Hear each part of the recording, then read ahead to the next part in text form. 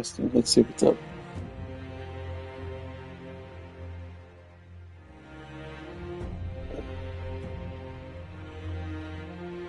Yeah, so according to my second playthrough, I'm also on the last area.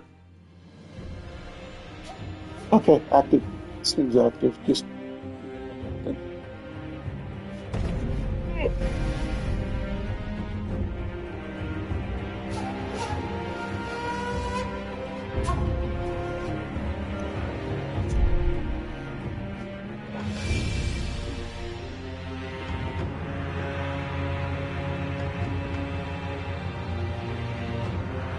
That's funny. You can compare the playtime. It's only 2 hours off. I got like 3 more vitality and 5 more attack power.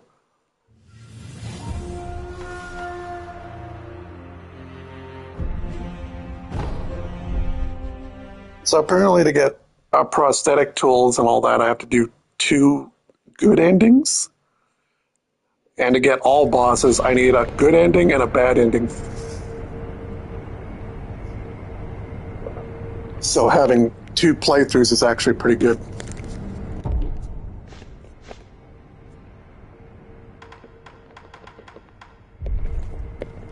Oh, those headless guys? If you remember the lifesaver pills, those... Yeah, I mentioned that it says too odd or not cute enough. Actually, here, watch. Apparently. Oh. Hey, guy! Fox has one for you. Nix.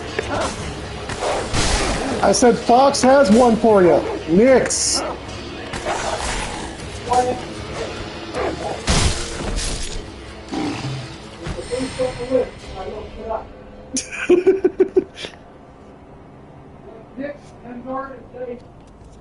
Yeah, he's going with Nix, Pandora, and Deity.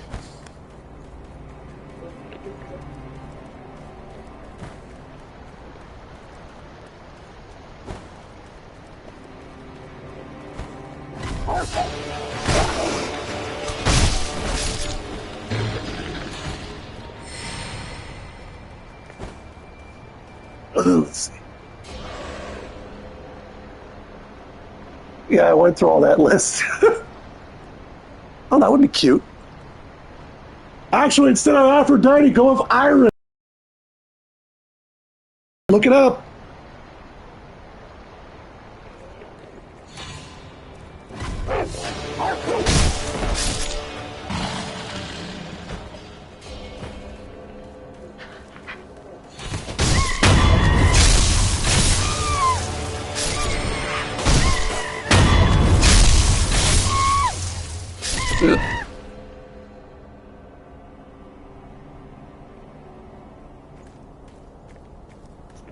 Actually, those 2 names you just pronounced are considered not pronounceable or not commonly known.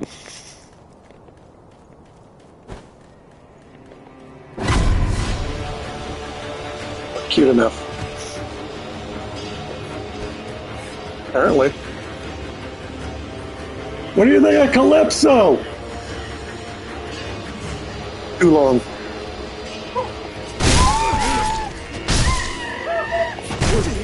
Eos! Loki's cute, but too long.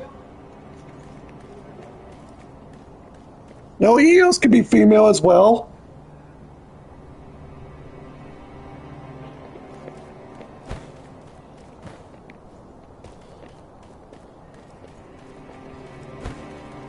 I know. I know.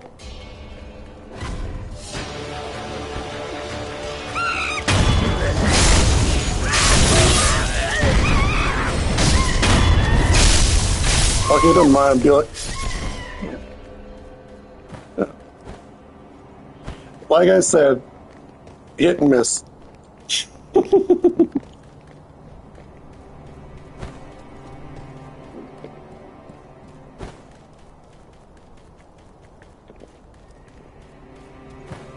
All right, I picked up the item here. It was a persimmon, right? Yeah. I forgot that I actually did went through and picked up some items, but not killing the bosses or mini bosses. Oh, we gotta.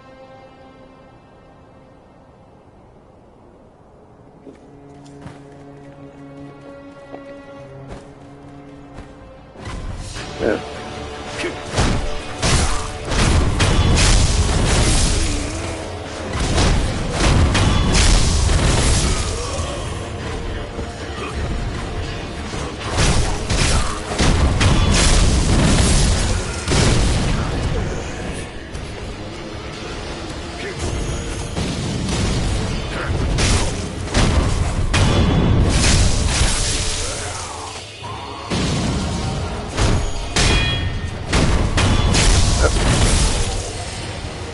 Also, a reward from those headless, if you remember the first headless. You look at all these sugar pills, like lifesavers. The headless actually drop a permanent buff for them, but you have to use spirit emblems to use the buff instead of like an item.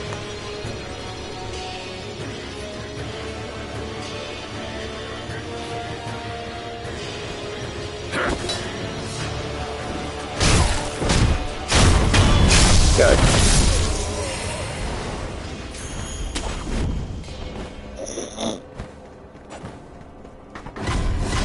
Oh, here's an enemy you haven't seen. I'm just gonna run into it anyway.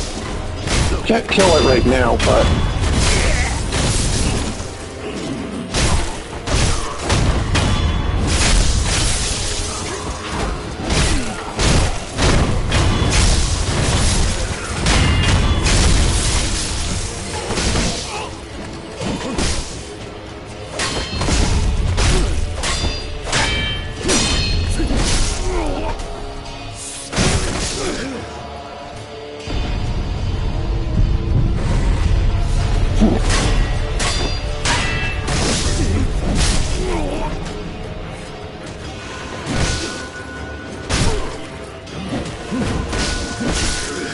Yeah. When I look at people doing their builds, I'm like, okay, you know what? I can do this exact same thing, but why do you get that number and I get this number? Is it my teammate's fault then?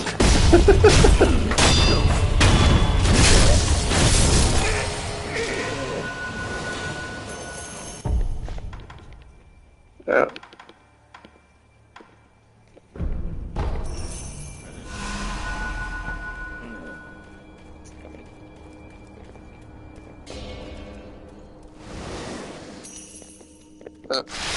So here's this one.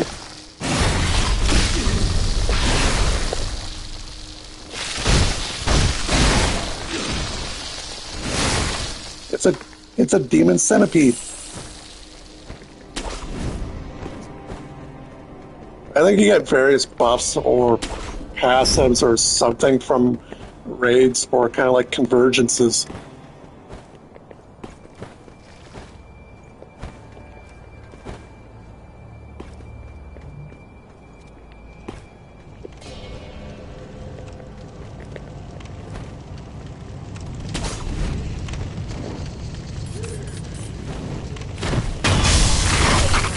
Long-armed centipede Senon, and you'll learn to hate these type of enemies quick.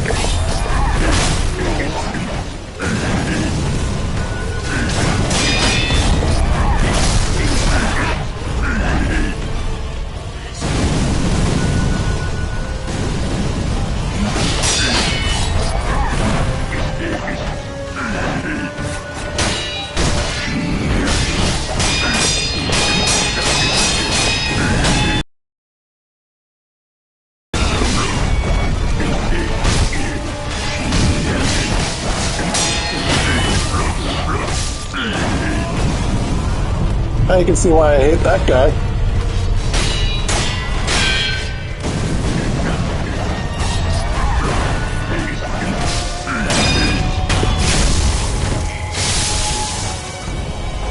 Yellow gunpowder and a fire bead.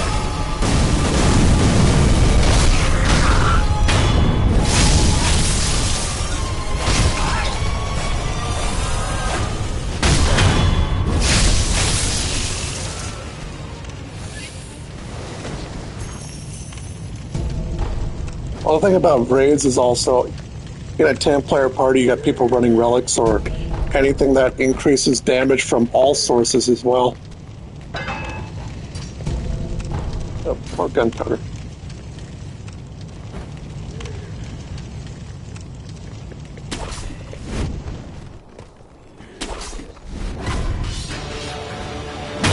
Oh, yeah, golems have default defenses. That's why I always say that's the biggest complaint I ever have with power builds, is that power builds have different scalings or coefficients, especially when fighting enemies that are either considered new content, old content. Like when ArenaNet said they were going back to the old platform or content, that's why the Kinfall boss, you may notice here, damage be absurdly higher than normal because Kinfall's boss coefficients are considerable to toughness.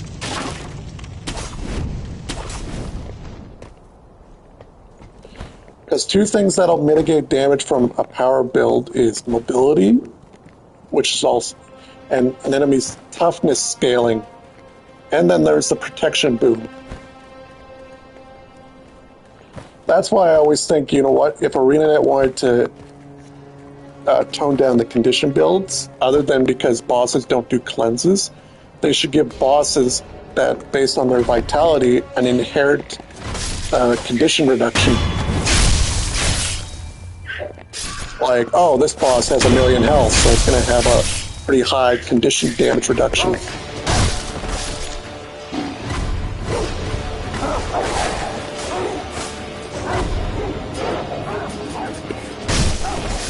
Like, if they did something like that, you could easily see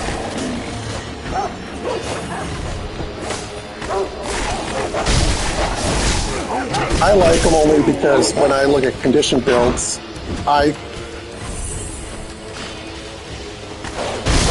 call condition builds true damage. If an enemy doesn't have cleansing, because conditions are damage that are unaffected by resistances.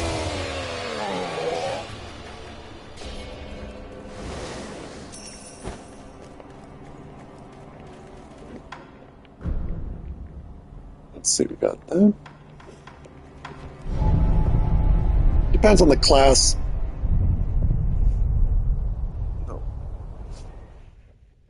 Generally, the hardest class to maintain your conditions on would be Mesmer.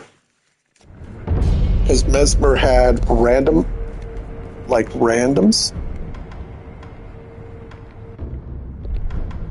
Some classes, on the other hand, don't. Firebrand, even though it's like short burning, same with Ellie, but they got the momentum to keep it up.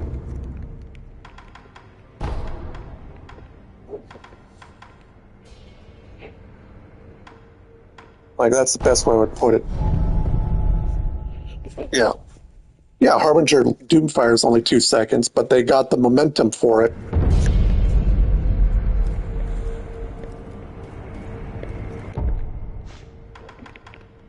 Yeah. Alright. I went to this one because we're going to go kill our first headless. Although I should probably get that extra attack. But I should be fine. You remember this area from really early on?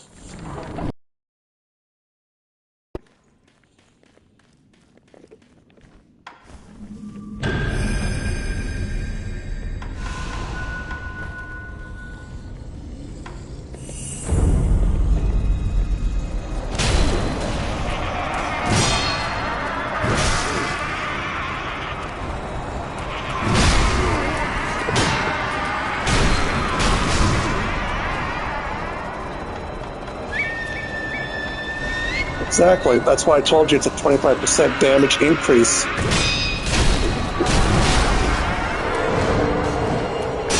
I already did the math on that when I was doing it. That's why I said I got 7K in Surf when there was no pain, no gain, and I got 10K in Kinfall because there was no pain and no gain.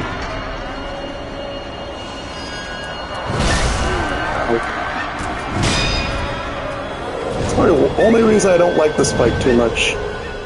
Low mobility and the fact that, well, they do have an easier way to do it, but you need the right prosthetics, and you can't. So effectively, you consider these guys to be late game.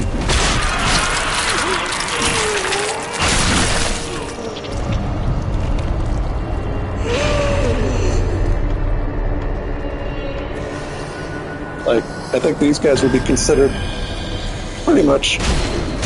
I'd call these guys like a late game mop-up crew.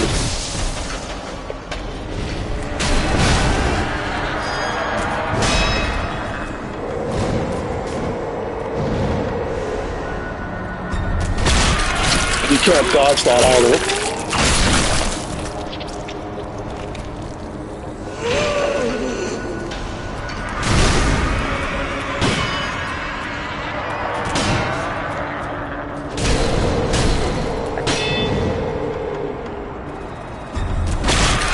Oh, now I'm dead.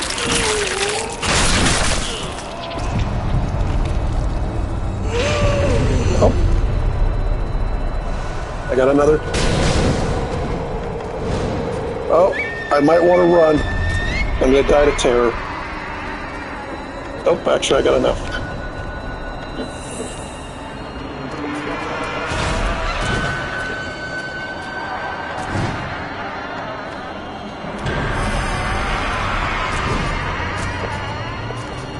Yeah. Basically, you don't want to fight these guys unless you have enough confetti.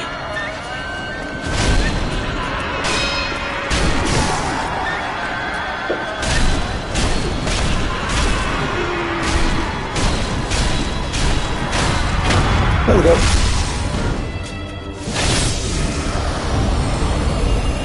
There you go.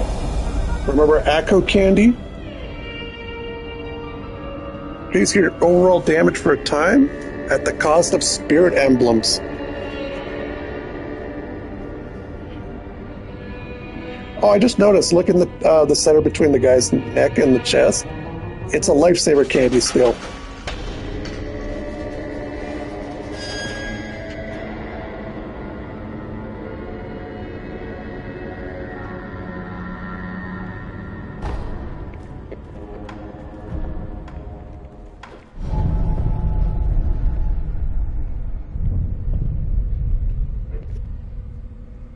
All right, so that's 1 out of 4 headless.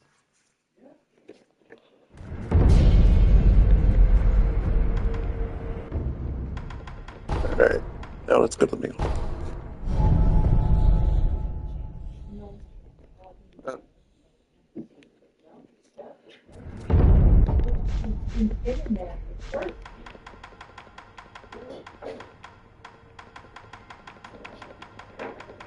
Oh yeah, another thing you'll miss was the Senpu esoteric text.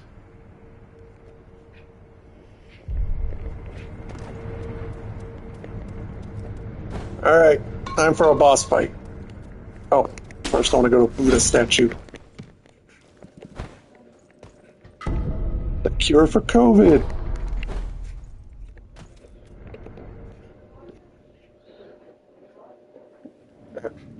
I thought it was funny because occasionally when I look on my network news, it's like, here's Earth's next balance patch. Here's Earth's next meta build.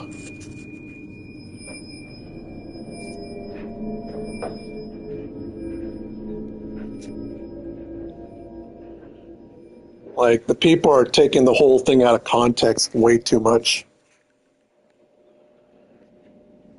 Apparently now humanity has a balance patch.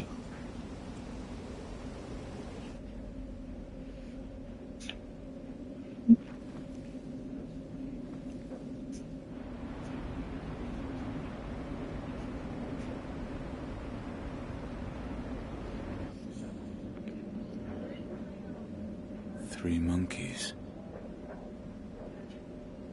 One of the panels is empty. See no evil, hear no evil, speak no evil.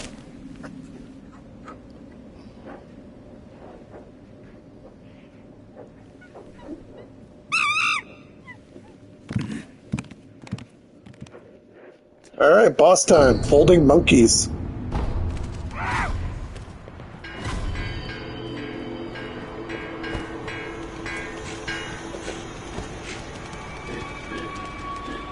Yet another who was lost in the halls of illusion.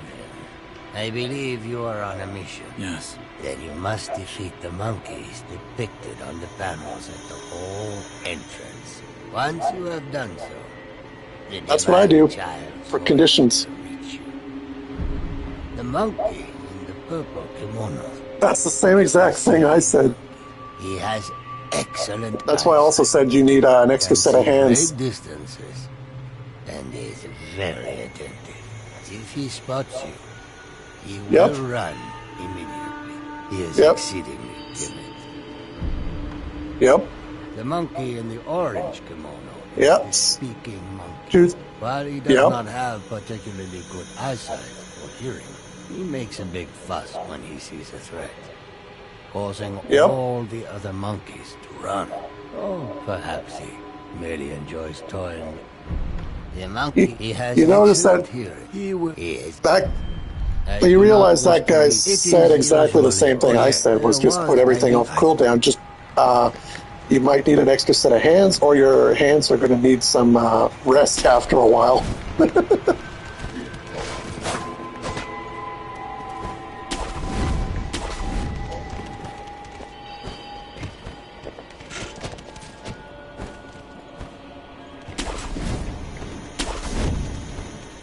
So, this boss is incredibly simple. It's just monkey hide and seek.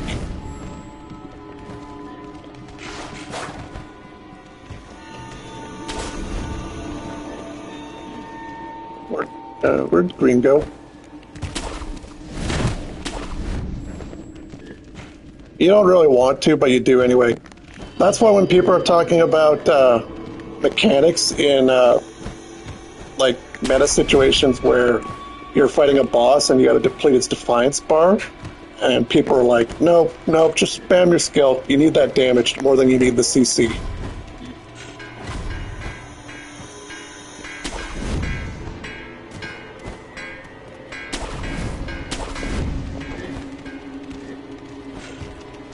That's why it's a contradiction. Alright, first monkey's dead. So you can see why this boss is incredibly simple. Monkey see, monkey do.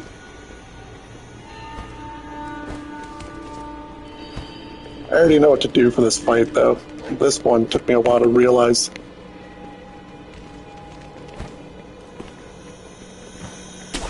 There.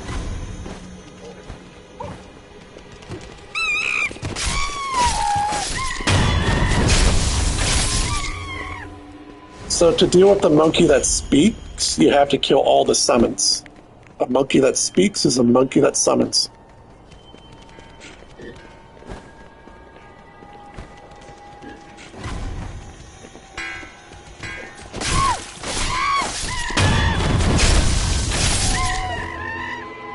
Oh, follow those footprints.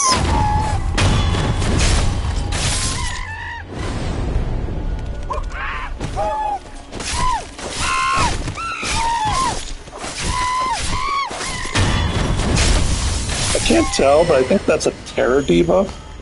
If that's the same as from the headless.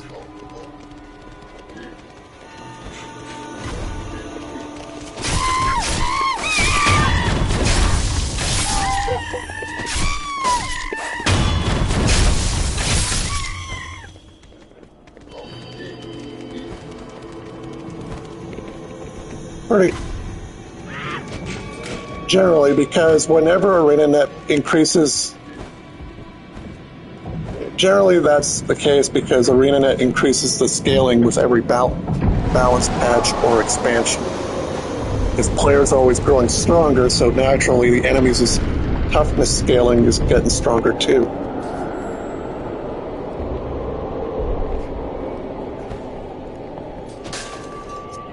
There, this place.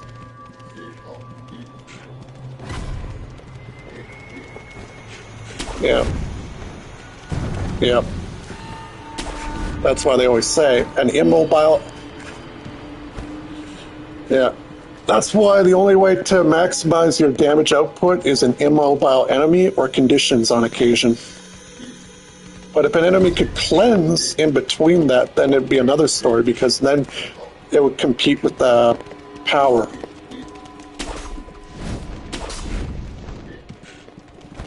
That's why I said they have to start including enemies that can cleanse or have a natural resistance to ailments.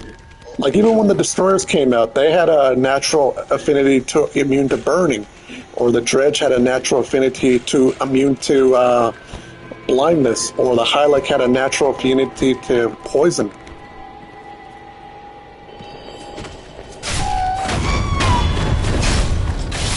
Like if they did more bosses like that, that would cut the condition damage scaling dramatically.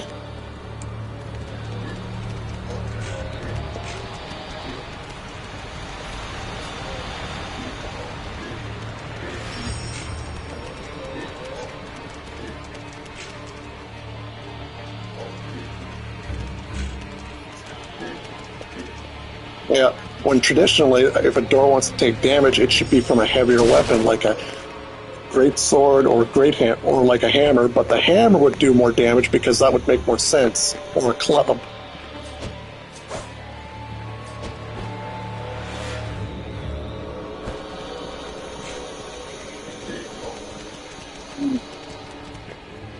Yeah, I know. Oh, okay, that was this way. Yeah. Well, when we make the ice bleed fire.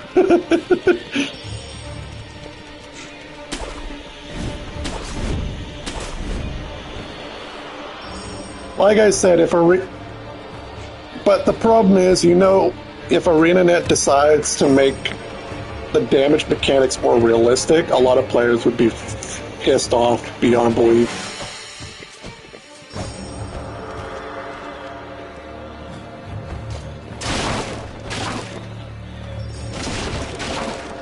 And I'd just be like, oh, cool. Oh, okay. Got the monkey. There you go. That's how simple that boss fight is.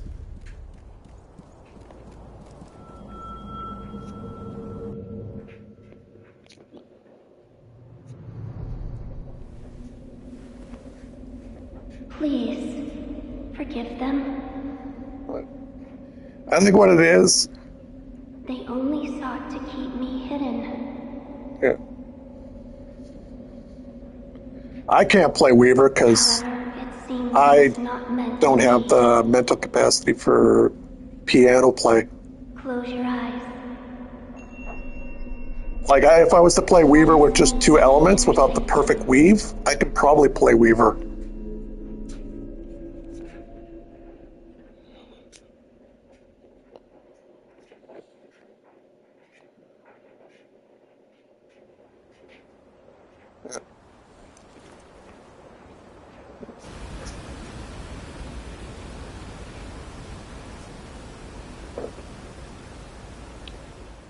Yep. I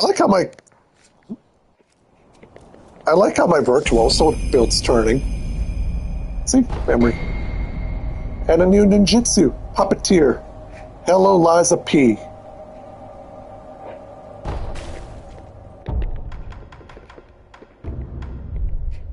So what this does is when you backstab an enemy, you rip out their head.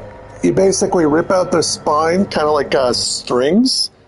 And in turn, that allows you to control the enemy.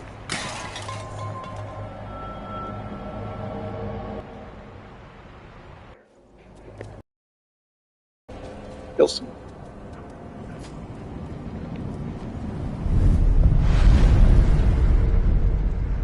Yeah. Enhance attack power. The halls of illusion lie on the threshold betwixt life and death. Departed souls, the divine children, drift and sway, taking shelter in the monkeys of the temple. Such is why the divine child of rejuvenation speaks to them as friends.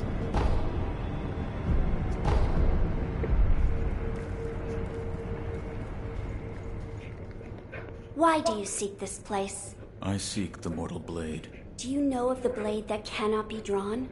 Yes. It is so called, for not one who has drawn it has ever survived. Yet you still wish to attempt this. I do.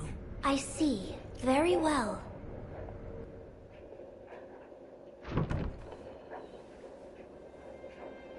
If Say hello you to the are mortal blade. prepared, you may gaze upon the blade.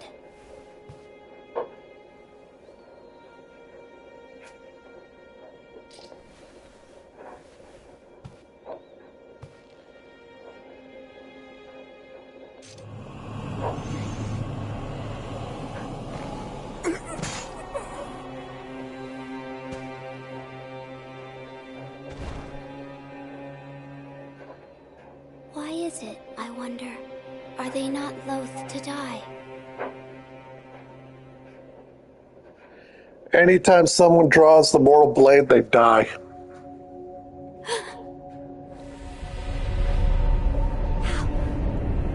How are you? Your eye. I see. You carry the curse of the dragon's heritage. The mortal blade. Without question. I accept its power.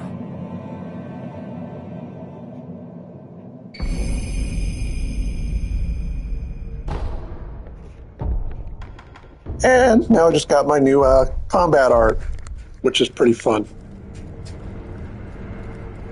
Takes up spirit emblems, but this increases the reach if you use it.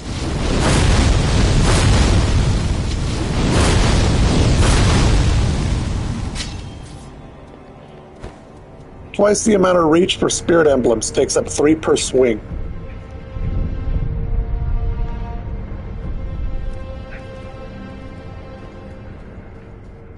I see you serve the divine heir of the dragon's heritage. Yes. Why do you seek the mortal blade? I wish to obtain the dragon tears from the divine realm to sever the ties of immortality. I see. I have read about this. I have read there is a way to sever the dragon's heritage.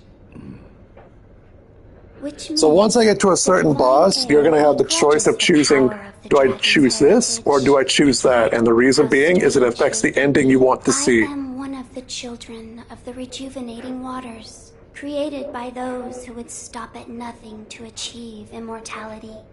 My false dragon's blood was created by man. Children? So there are many of you. I am the only one I know. who survived the process. I know, I'm The still others going to showcase are all laid 4 to endings rest if I can. here. I see. I do not know if it is right to sever the ties of immortality, but the dragon's heritage undeniably corrupts the lives of men. And I share the heir's feelings about that truth. Shinobi of the divine heir, I have decided to assist you. Please, hold out your hand. What? Bless us with bountiful harvest. Oh, look, rice. This is... rice? There you are. Rice is a precious thing. It tastes better the more you eat it. Yep, And I restores think so. one's vigor.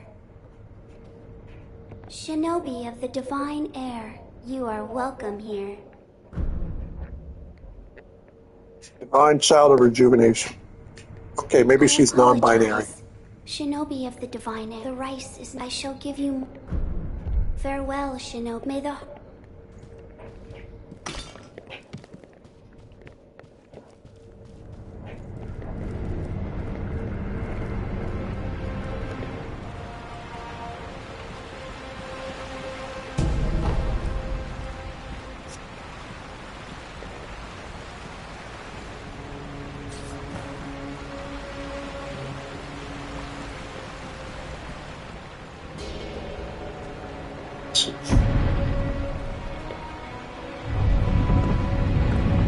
Alright, now to show you the mortal blade. Remember those enemies I said you can't kill yet? Well, here's what's going to happen now.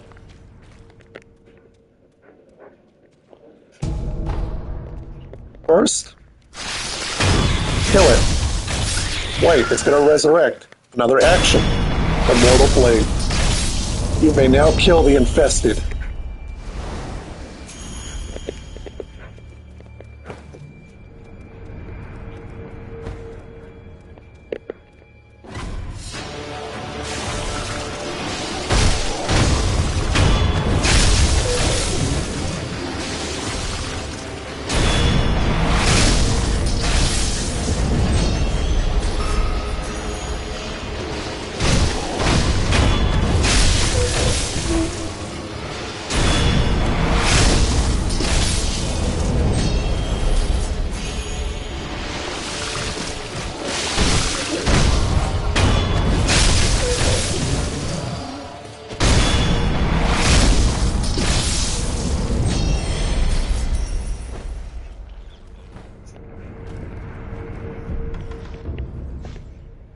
Well, just to put it, anyways, there's 3 good endings and 1 bad ending.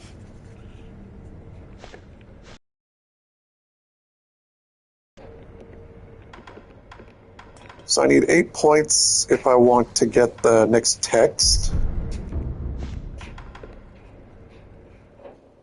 7 points if I want the next text. Because the only way I'm going to get the next text is if I learn an ultimate skill. And here's the Temple Arts, Praying Strikes, Power of the Fist.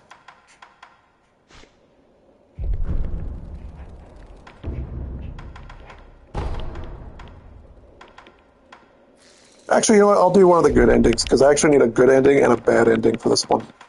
The other one, I'll do 2 good endings.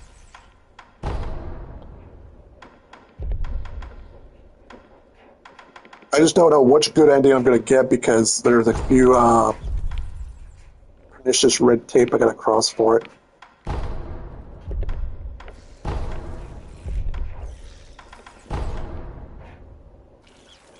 Okay, Inner Sanctum, I can go back. Kuro.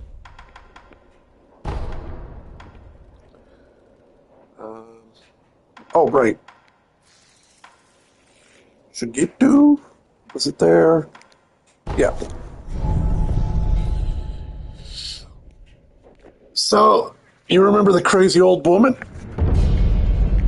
Remember how she's like, rice, rice, rice, we say.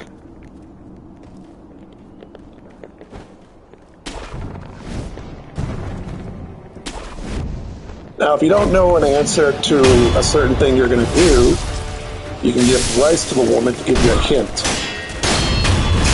On the other hand, if you know what you're doing, you don't have to give rice. But I'm going to give rice because first playthrough.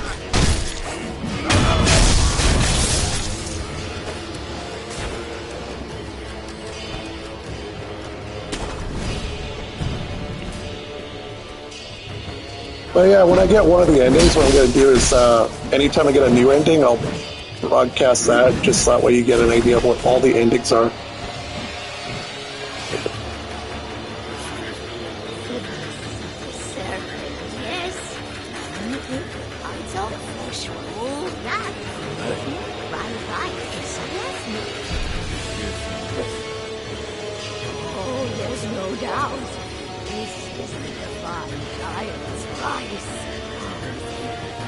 Thank heavens. What do you see?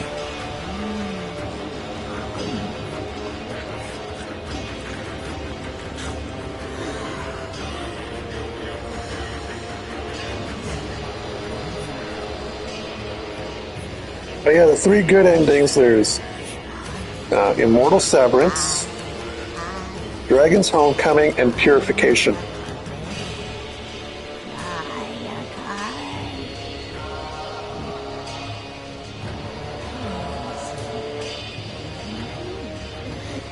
The hardest one to do, I believe, is Dragon's Homecoming. And if I can't do that, I'm going to do Purification. This one, I'm probably going to do the Severance.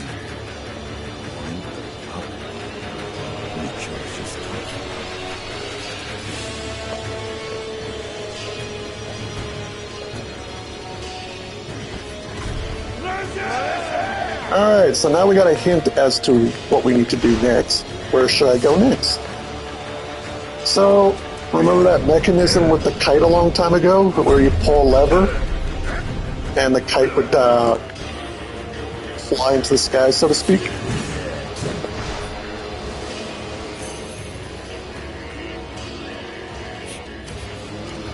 Yeah. We're going to deal with that. Show you. If I get a chance to, I want to show this ninjutsu. And this ninjutsu can also cause friendly fire, so try not to interrupt them.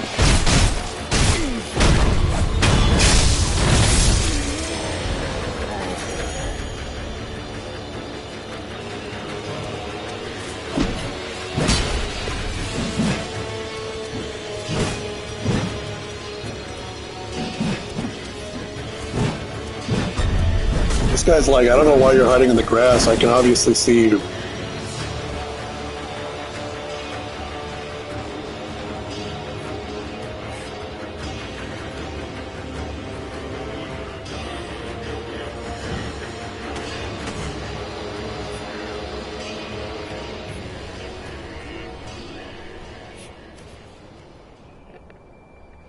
You just saw me ran over here. Now you can't see me.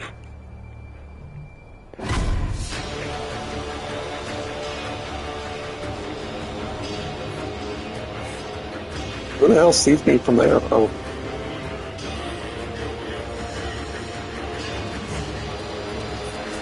So that guy's got X-ray. Because the one guy's like, I can't see you, but the other guy's like, I still see you.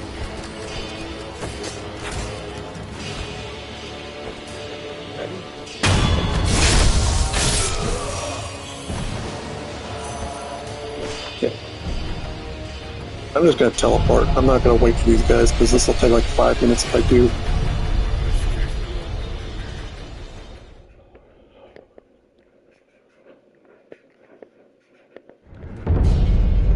Yeah, so if I want the final text, I need to learn an ultimate skill and then speak to the Tengu. And what that will do is upgrade your ultimate skills to add more abilities.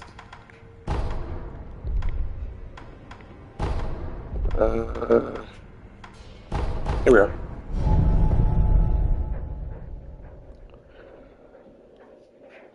Like, for example, Shadow Rush becomes a long lunge. With the upgrade ability, it becomes a long lunge, flip into a spiral attack. So it's basically think lunge, jump, drill.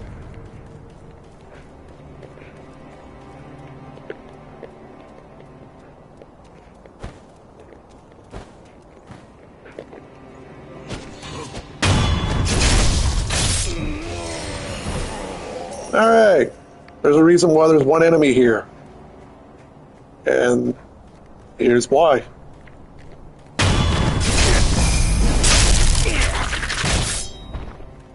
You're mine now. Go, activate this for me.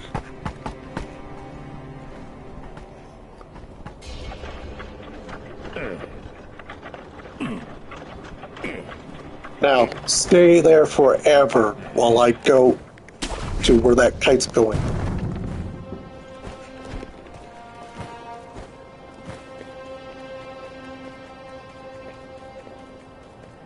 I have no idea if the kite resets if you were to rest or teleport, so on the assumption it does, I'm just going to run to it.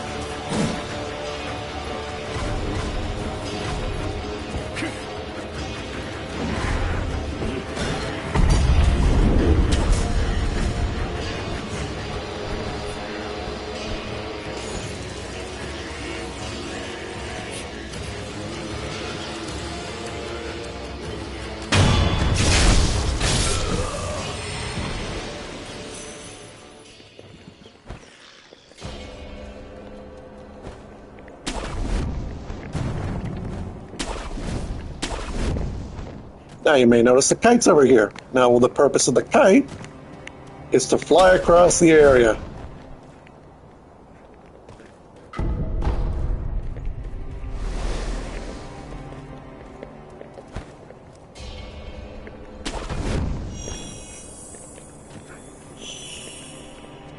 Right up there.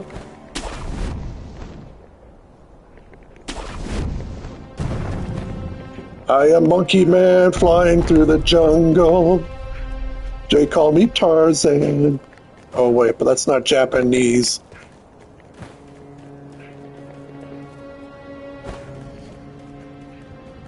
Japanese Tarzan.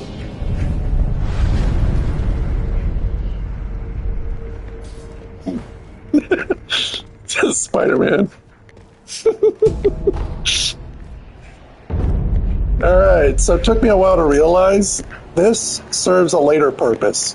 As for what it does now, you can't do anything about it. It's like, oh, water. Okay, land in the water.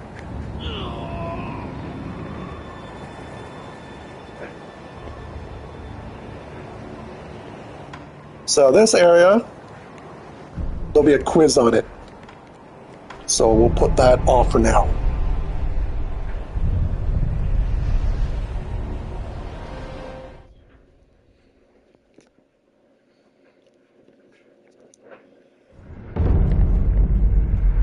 Basically, it's used to get fresh viscera. So now, our next area to explore is the Sunken Valley.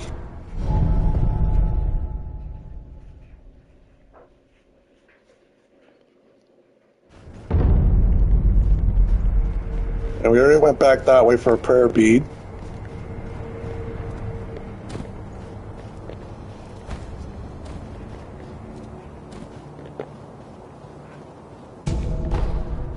So a lot of these guys, what they like to do is just fire their gun at you. Oh, wait. I learned that Phantom Kunai, so other than that, it costs 2. But here's what it does.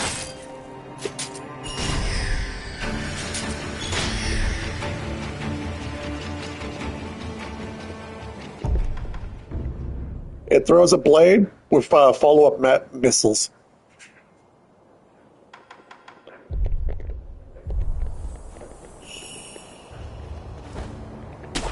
So now I can be Lady Butterfly without the lady part.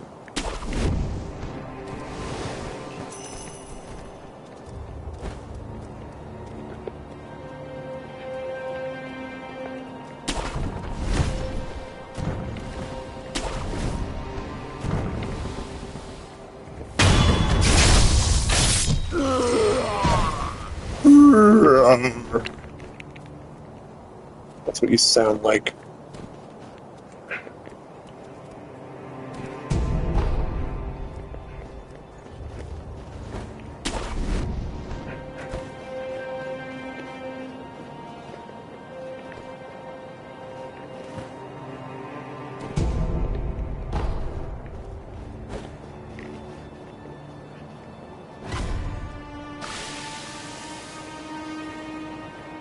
I don't think I've been down this way, did I?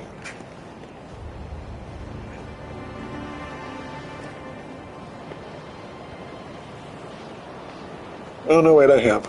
Okay. On my other one. So I gotta go grab the item that's over here.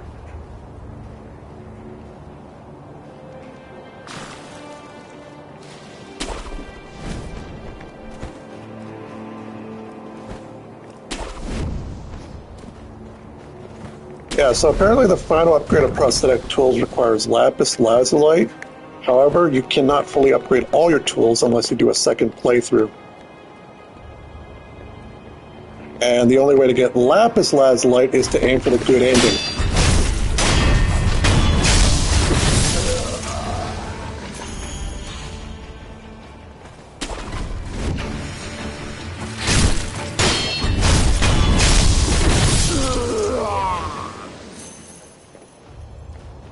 Oh, here we are. Here. Gourd seed. Yellow gunpowder. And nothing significant here. But the gourd seed was more important.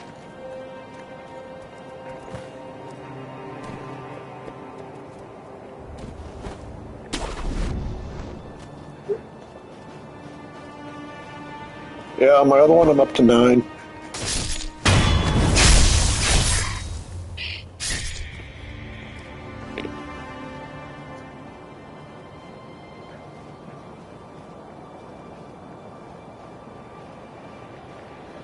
I also got 4 bosses you've yet to see.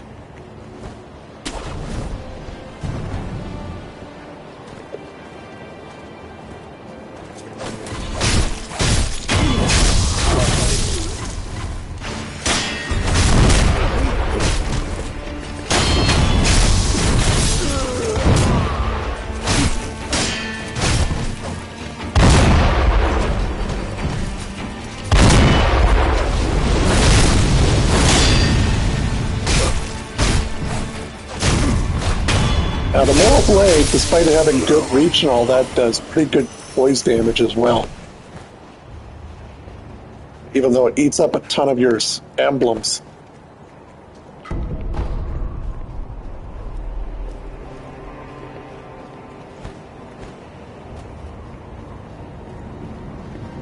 The gun fort. It was even more formidable than we'd heard. We were reckless to go in unprepared. It takes me back. I can hear the Senpo temple bell.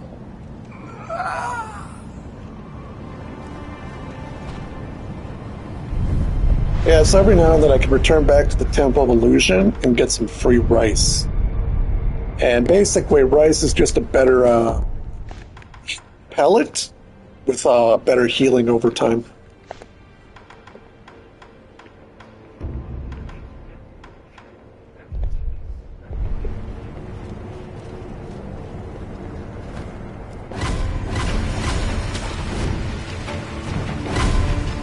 Yep. Then you can get something that's even better than rice called sweet rice balls, which is only a single-use item.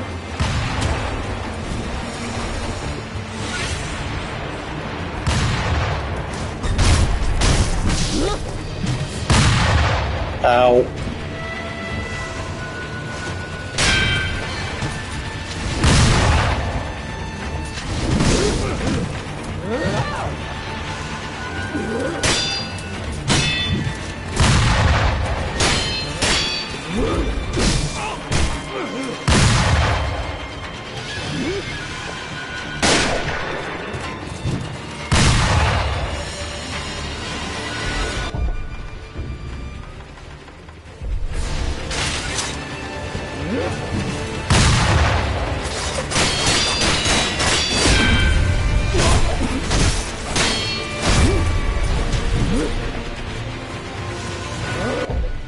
Yeah, and I'm looking at that rank forecast, and I'm like, yep, it's definitely not going to happen here, though.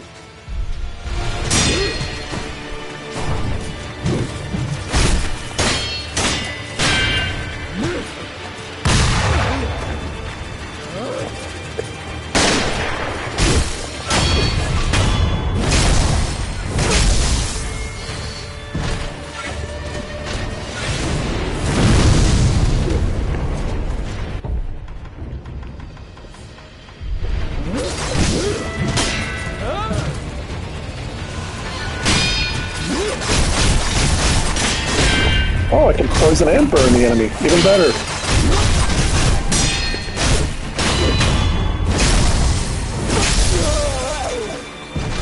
I think that'll be handy just to keep a poison and a flame weapon.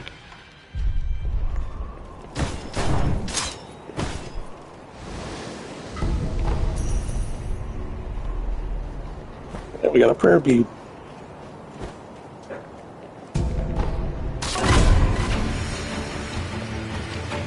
And if I feel like I need a damage increase, I got Echo Spirit Fall. It only costs 2 emblems.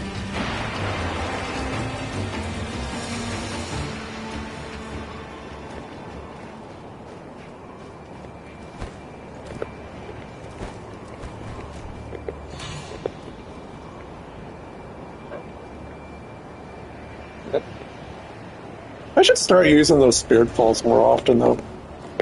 I mean, they're like the lifesavers, but they're infinitely used.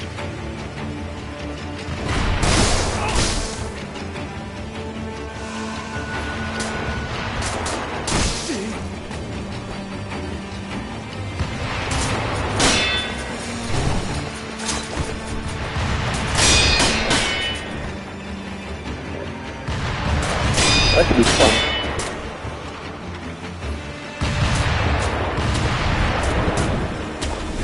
I am Jungle Tarzan. Ayo-yo.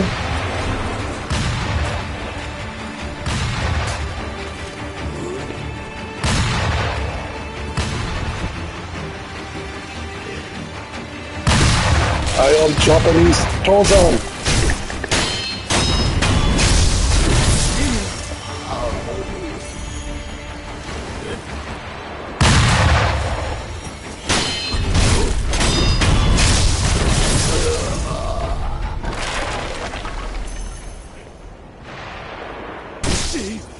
Ow.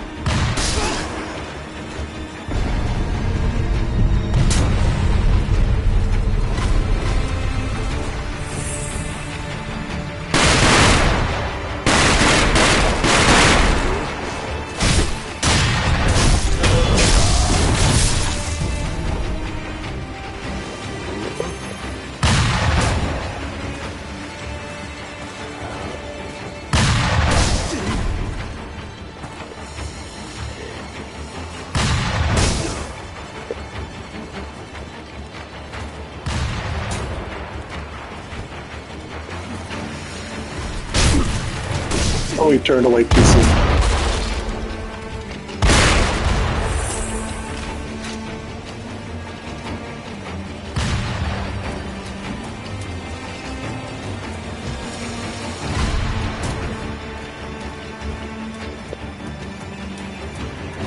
Where'd the other guy go?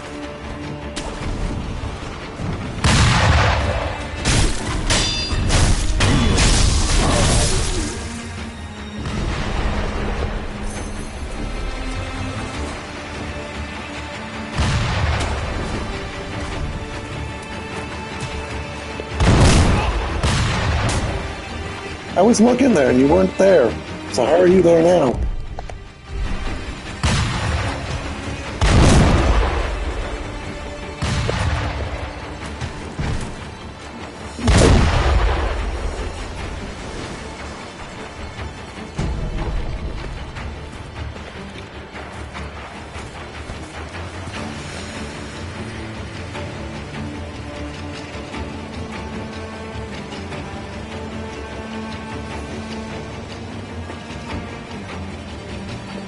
Interesting looking gun. It's just a bunch of pipes.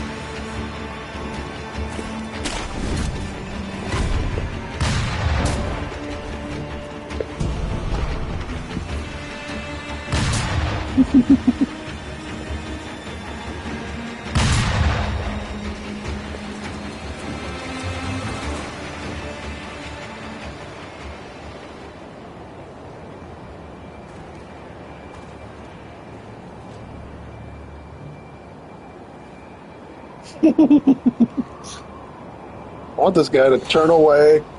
There you go, he's nice. He's gonna stop for me. Damn it. Yeah, we know better.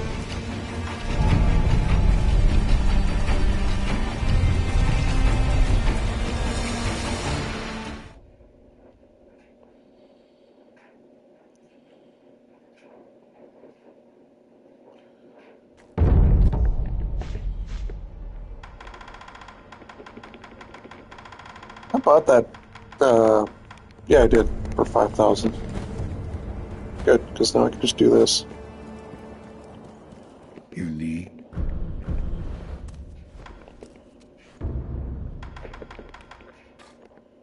I still haven't figured out where to get fulminated mercury or gray wax. Even on my other one, because I want to use this one.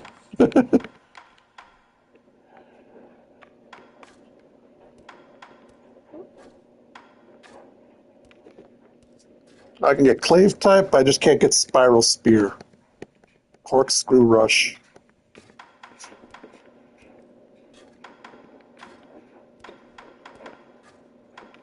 Ooh, Sabimaru. Sure, why not?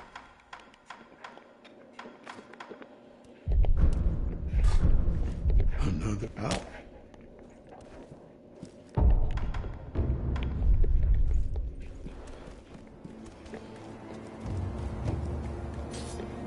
Do, do, do, do, do, do, do, do. Go back to the inner sanctum, see if there's any rice. Oh, and if I want persimmons, I gotta farm monkeys. And apparently another thing I found is if you progress far enough in a game, enemies actually have new items added to their drop tables. Shinobi, you are welcome. Shinobi of the this time now. Please. Bless us. Like the guys I was Thank farming you. for divine confetti, they were also dropping scrap magnetite and lump wax. Right, I shall farewell. I'm like, I just want confetti, damn it.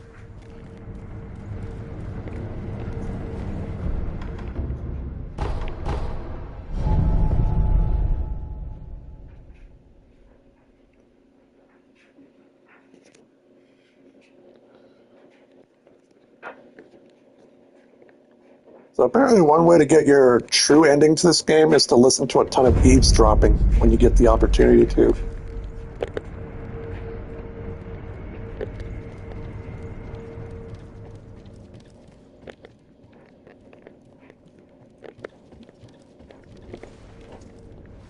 Wolf, that sword on your back, is it? It is the mortal blade. The sword that can kill those who cannot die. Yes, it was given to me by the divine child of the rejuvenating waters at Sempo Temple. The divine child of the rejuvenating waters? The monks at Sempo Temple abandoned the ways of their faith in pursuit of immortality. The result is those who have false dragon's heritage, known as the divine children of the rejuvenating waters. A false dragon's heritage. I never would have thought. Wait, divine children? Yes, many were created, but only one survived. Further proof of the corruption this power brings to man. The ties of immortality must be severed. Yes, my lord. I see you've gathered some of the ingredients needed to create the aroma of the fountainhead. Keep up the good work, Wolf. You're leaving, Wolf? My lord. I'm glad you've... Master, it looked your Please. Goodbye. Alright, let's see. I can get some eavesdropping going on.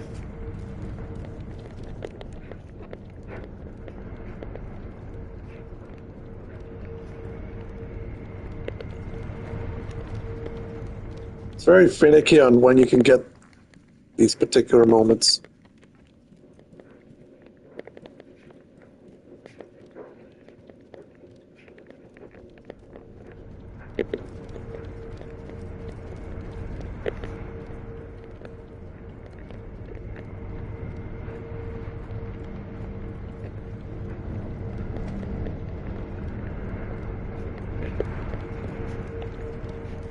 From what I read, you got to exhaust the dialogue.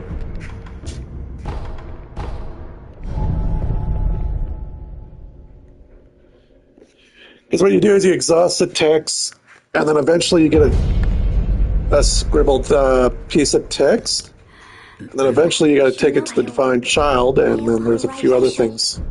Thank you. And then it's a bunch of running back and forth, back and forth, back and forth.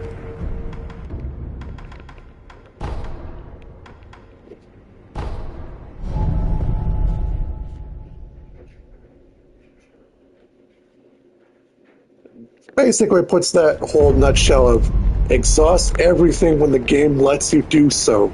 Exhaust it, and further exhaust it, but only when the game tells you to, or gives you the opportunity to.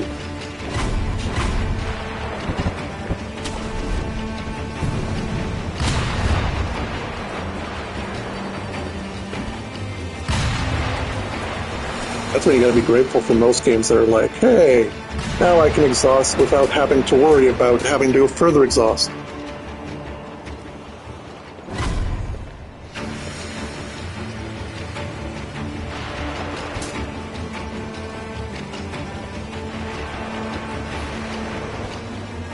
have sworn you could have went on top of that head.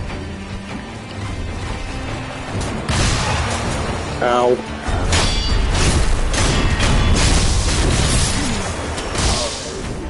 Ow. Rice make right. Rice.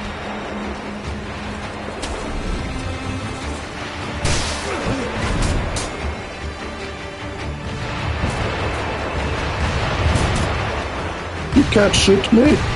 Don't you know? Quite a lot of them. I think 6, if not more. All these gunners are supposedly women.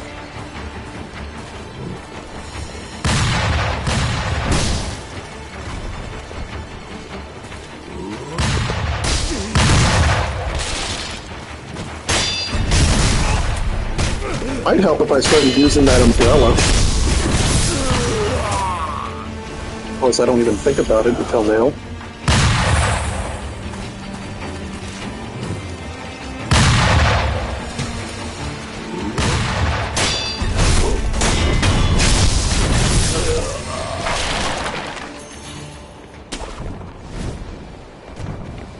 I don't care if this is supposed to be a tribe of women with guns. I know, I was just going to point that out.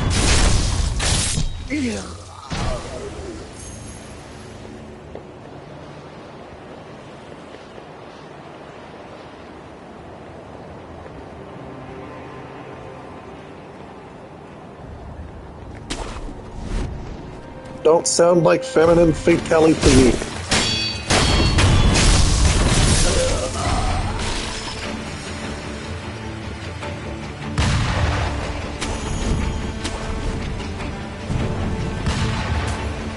Couple weeks, we got Visions of Eternity, couple weeks, and I still get to play Dragon Quest 1-2.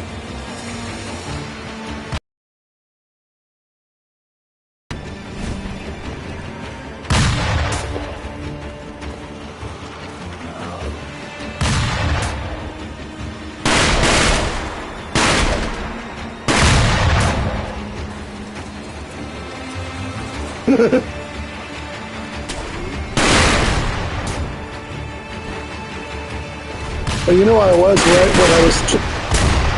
The funny thing is, you know, when we were talking about what the next expansion is going to be, and I'm like, well, if it's from Arena, it has to include the words "of" to be considered an expansion. That's why a lot of people are like, why is Janthier Wilds not... They considered Wilds of Janthier, but then it would be too cheesy.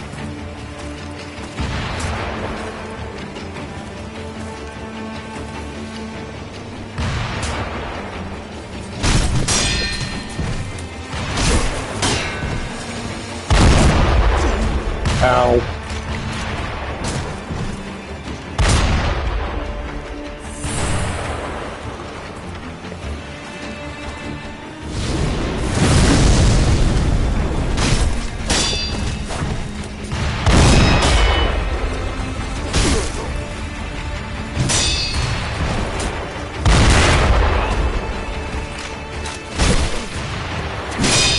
The irony is I would have called that Clash of the Dragons.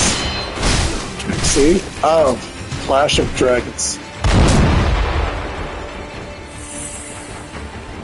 They probably would have called it something like Clash of Dragons or Clash of the Dragons. Because it's Primordus and Jormag. I know, but I'm taking...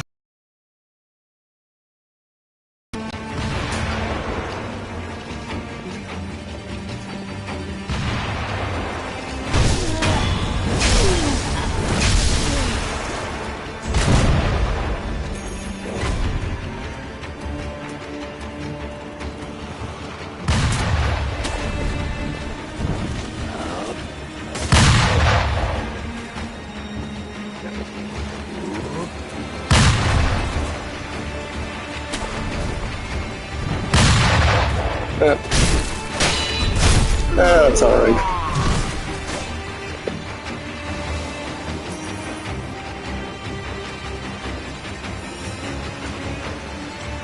No, the reason they were going to do it in an expansion and then two offs is because Icebrood Saga was meant to draw you in for the major part, and then the second and third part would be like Living World Season 5 and 6, where it involves Primordus and Jormag in the conclusion. Because it follows the formula, one expansion, and two Living World seasons, and then expansion. That's why these mini expansions, I kind of see them as like that. So I'm wondering if I just want to see what the length of Visions of Eternity is going to be, and see if my theory on it is correct or not. That's all I'm thinking. If I'm correct, I'm correct. If I'm not, I'm not. That's all there is to it. I know. All I'm saying, once it's released.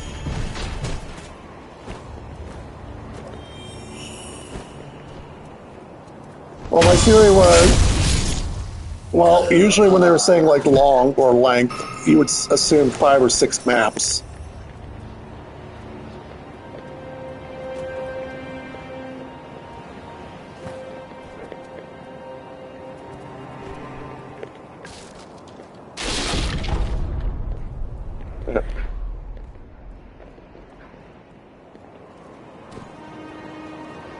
Yeah, so 19 chapters. Yeah, I wasn't thinking length as in story length. I was thinking length as in extended maps. But then again, you look at like when I was talking about season 6, or like one of the seasons, it's like, oh hey, look, maps, maps, and maps. But then again, you think about it, you know what? Season 3 was like, here's one new map per story. And then I kind of... And Soto, we've basically got one city map and 3 maps, with 1 in development.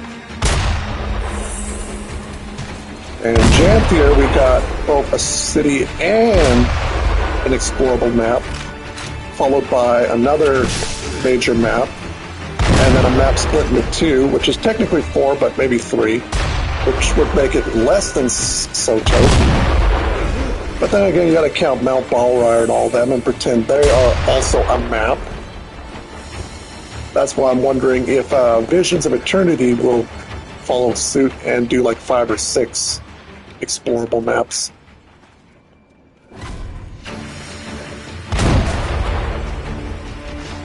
This guy does not want to get stealth killed.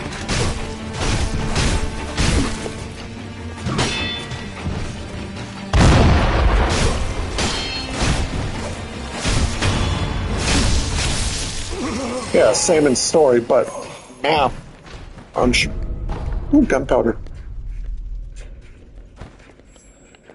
Yeah. Yeah.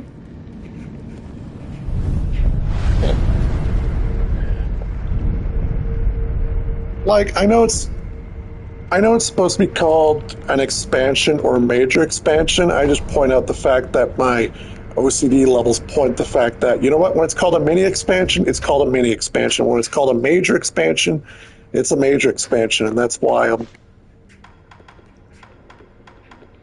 best way to put it is it's a pointless argument.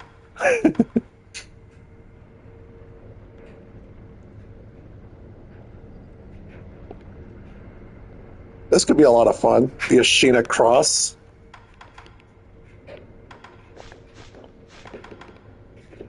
So here,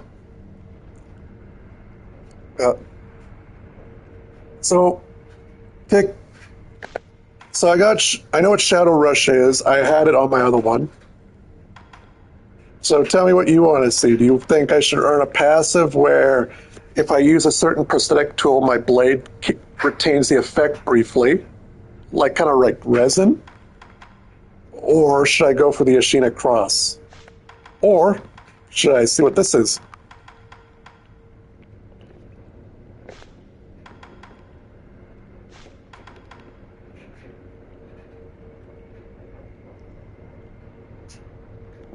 Oh. Okay, let's just say upgrades or weapon arts.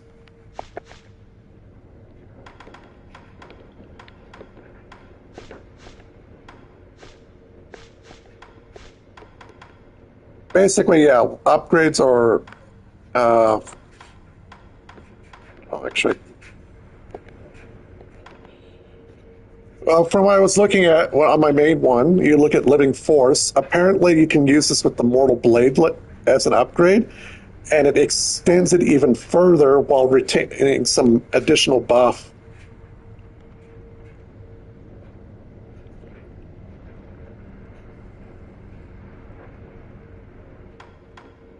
Yeah, that's good. I want to check that out. My first one did Shinobi arts only. This one can do prosthetic. So I need 4 more points for it, and then I gotta go speak to the Tengu to learn the next book. Assuming he hasn't moved already.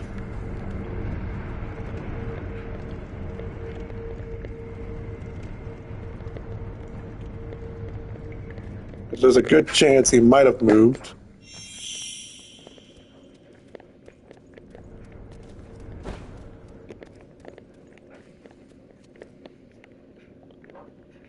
Can't get that.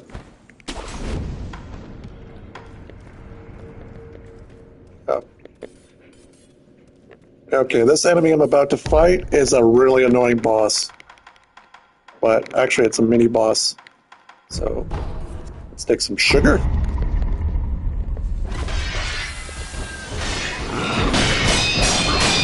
You can pretty much see why I don't like the enemies already.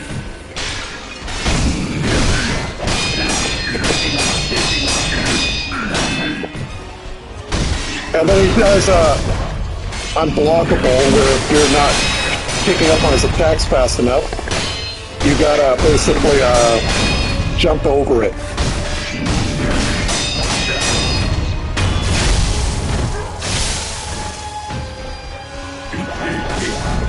And this is another reason why I like my history into this too. Oh, you're gonna do a consecutive attack? I'll just do that.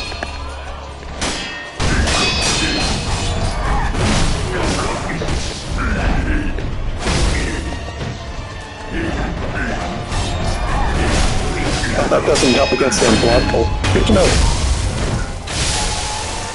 Last time I fought this guy killed me like 4 or 5 times. This time, not so much.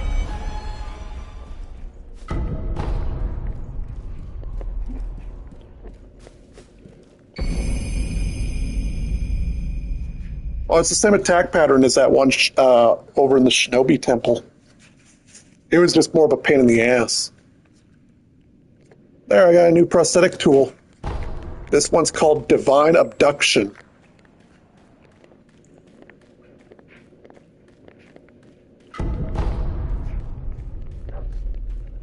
Now, what it does as a tool is from what I understand, it works on weak enemies, but I don't know how to use it effectively. But what it does is it basically, instead of fighting the enemies, you kind of send them to the afterlife, and in return, they drop you money and items.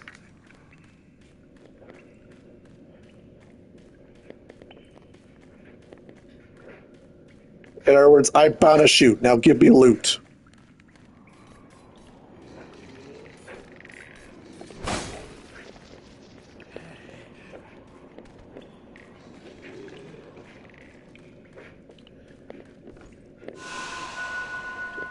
Noticed my health bar for 2 seconds, and I was like, I should probably heal.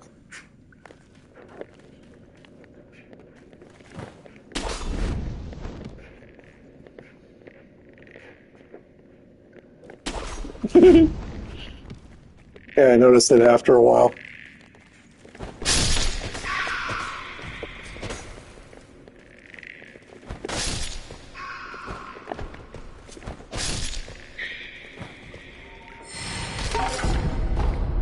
I found confetti.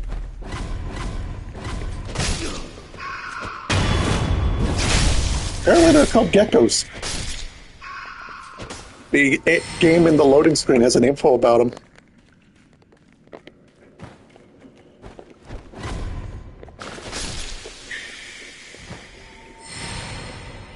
Basically, even if they're aware of you, you can still perform a death blow by jumping over them.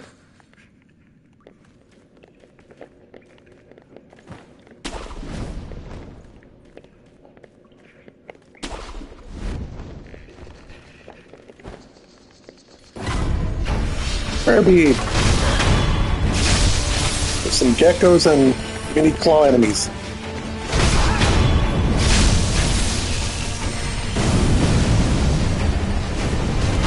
Now you deal with both fire and poison. A lethal combo.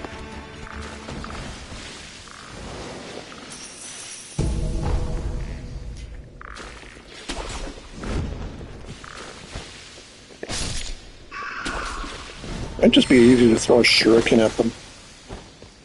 You know what?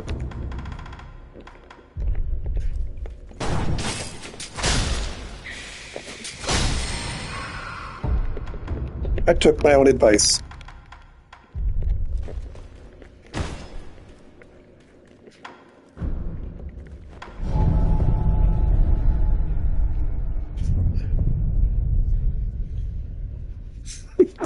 Yeah, I made that joke a long time ago. Geico, 15% or more on car insurance, or in this case, it will save you on your health bar because you can perform death blows. You need.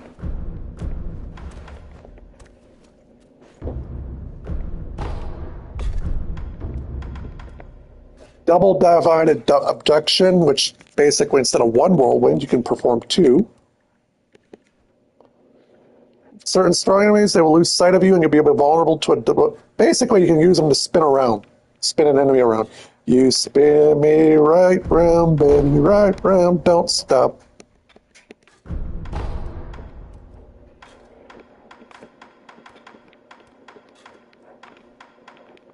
And the other fan upgrade is Golden Vortex. Illustrious Golden Wind and release it. Force enemies caught the vortex to face the other way. Can perform. Enemies that also have been turned around drop items or money to be considered donations. I love how they put the quotation in donations.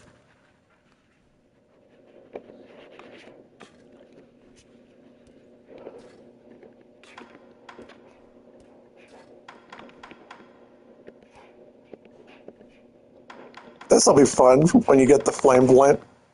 Lazulite Sacred Flame can damage even apparition type enemies. Holy fire. And the Lazulite Axe performs shockwaves that can dispel enemy illusions.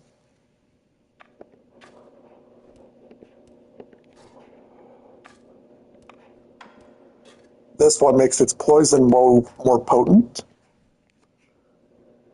It does like a mist. And then the shuriken is like a shooting star that can break through vitality and posture even when an enemy is guarding.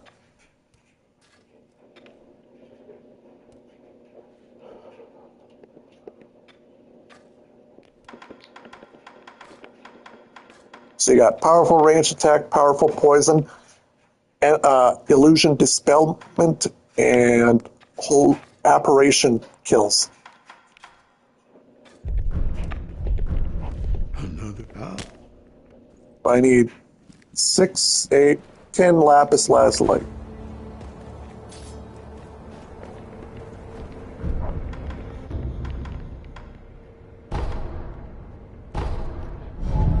Back to the gun fort. Dun dun dun dun. Dun, dun, dun.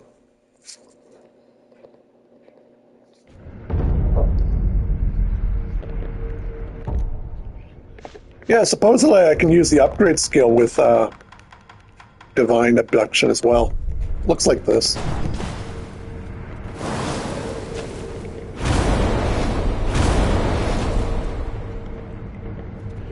Basically, you get a brief wave. If you don't use it within, I believe it's 10 seconds, it dissipates.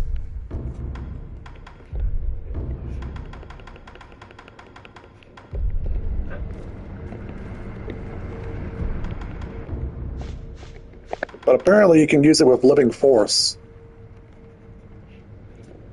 After using certain prosthetic tools, press R1 to activate living force. The sword will be imbued with the tool's effect. So I'm thinking if it works as intended, you can use your blade to send them to the afterlife just as quick.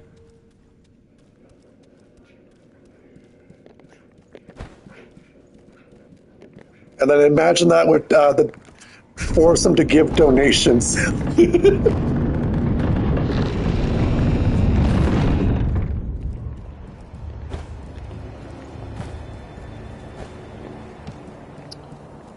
So yes, you can get the item here. No, you cannot do that right now, as you're going to find out.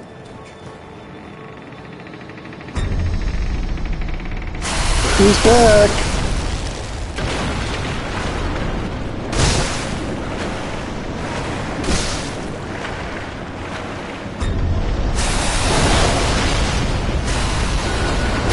Snaky's back, and piranhas.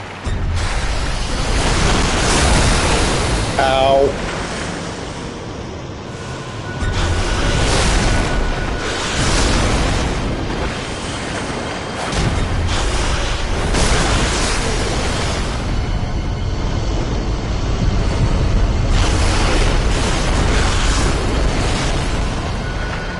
Now, I would be able to heal this, but because those piranhas were making such an issue out of it, that's why I died.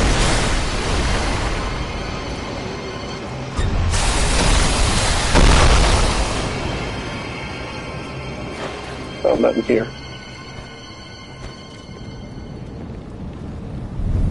Alright. Remember how I said there was going to be a quiz on this? Go back to Senpu Temple, Sunken Valley Cavern.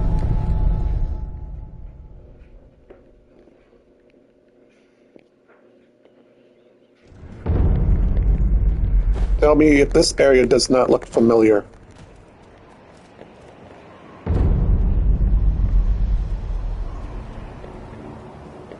Look who's right below.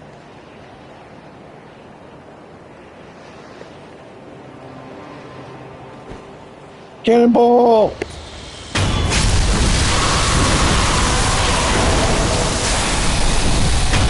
Revenge!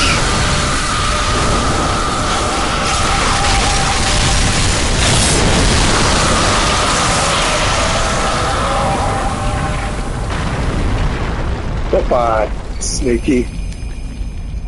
Fresh serpent viscera. Considered to be god of the land, heart believed to be where one spirits reside.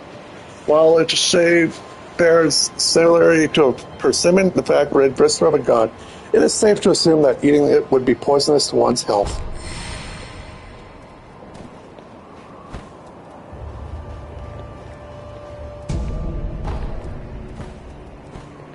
Yep. Ironically, that death blow was better than watching Mordremoth die.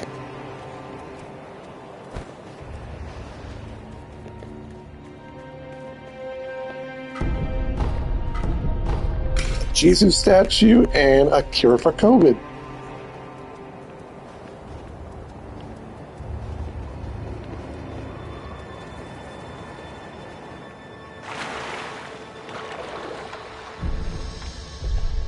Actually, I don't even have to rest the idol, just go normal.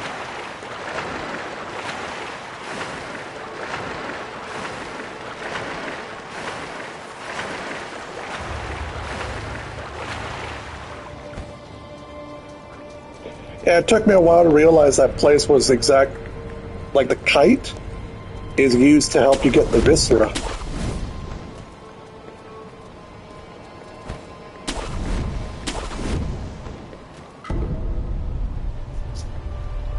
We found adamantite scrap, oldest part of Ashina.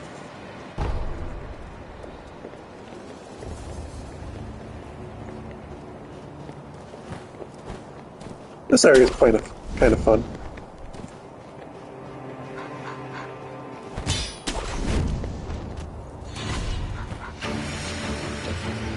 So, did you like monkeys? How would you like it if monkeys could wield rifles and swords?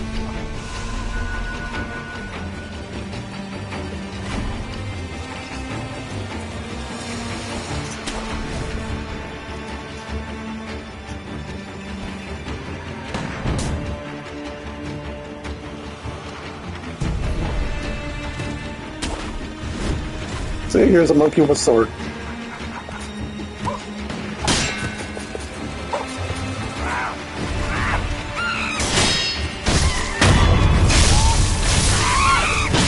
And now they got hats. One's got a rifle.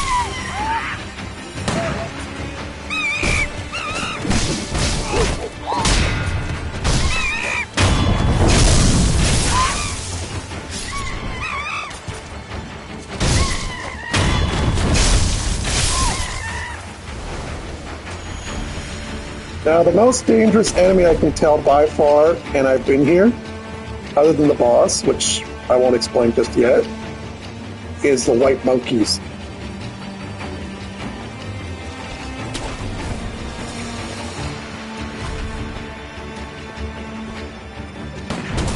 And before you ask why, just picture monkeys that can wield dual blades and are an absolute pain in the ass due to their attack speed.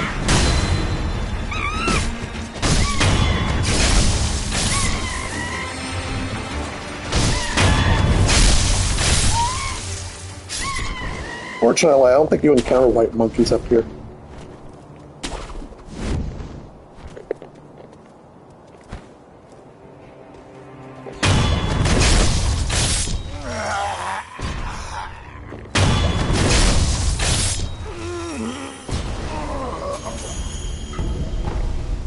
Or scrap. Oh, and if the game gets choppy, don't worry, it's because of how many monkeys are at this other location.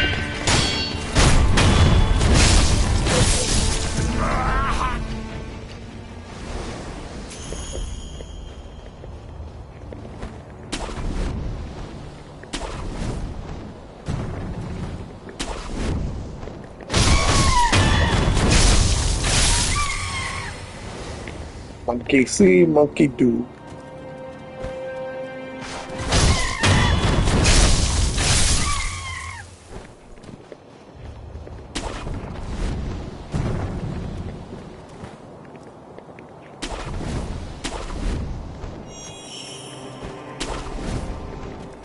Yeah, this one could be stealth killed, assuming I could find it.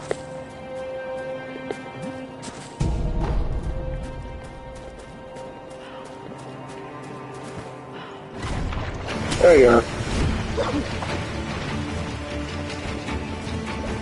Apparently they like calling this area a subsection of Blighttown from Dark Souls 1.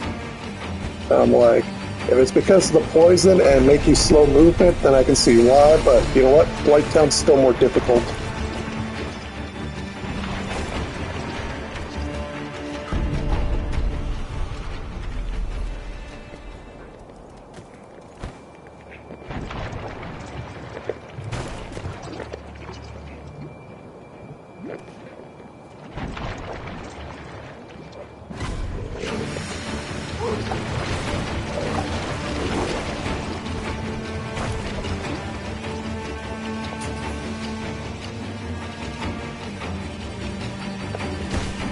It's also pretty shortened. So here's Mr. White Monkey.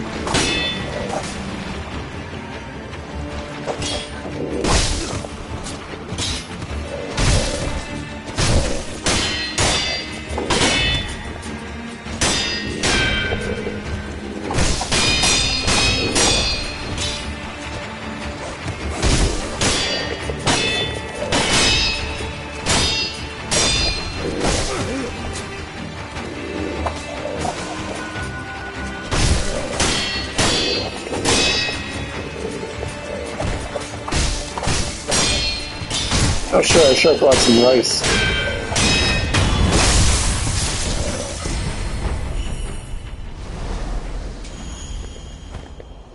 There's an old woman giving you a hint about what you do here, but you know what? I found out before even talking to the old woman.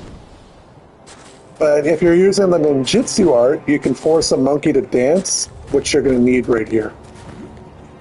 Soon.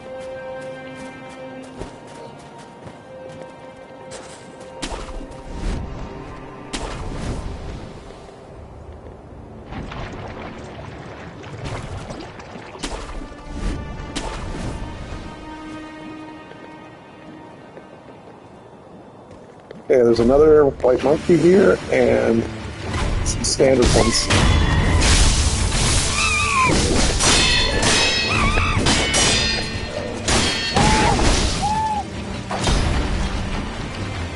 One's got a gun.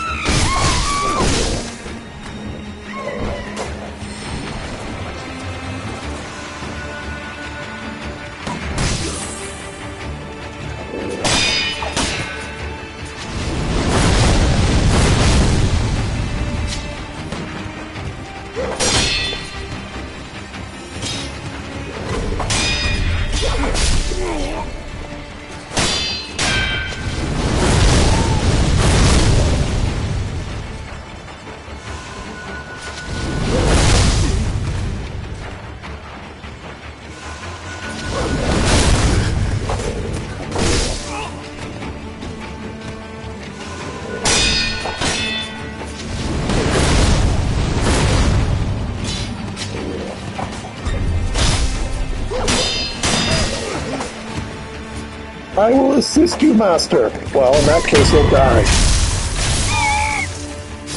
Back to our 1v1.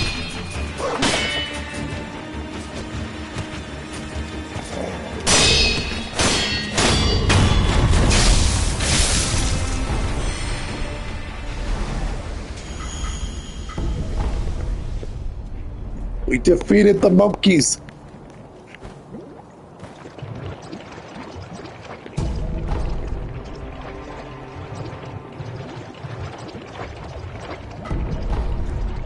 One piece of fulminated mercury. Good. Now, if only I could find more.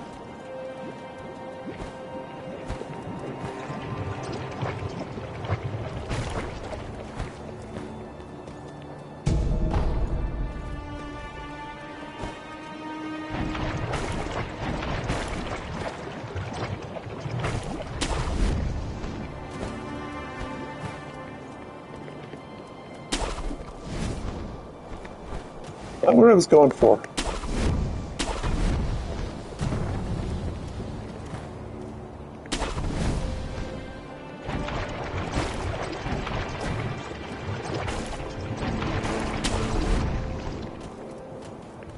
Care to purchase an offering? Another one. Where you find the departed, you find the memorial mob. Even in I hear memorial mob and I think of a bunch of graveyard gangbangers at that point. It's the mob!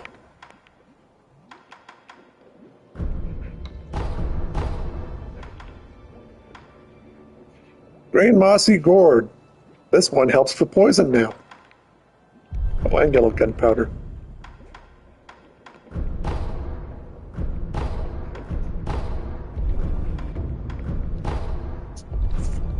where you find the departed, wherever.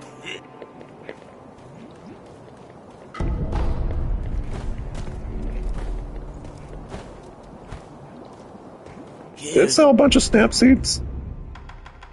No, sell a mossy gourd. The one that actually sells antidote powder. Made. Oh, right, the...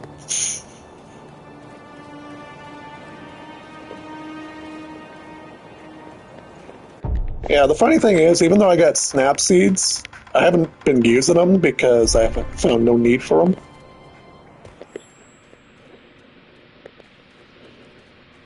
So I think apparently you're supposed to use these like as stealth. I can't tell if these enemies are illusions or something else.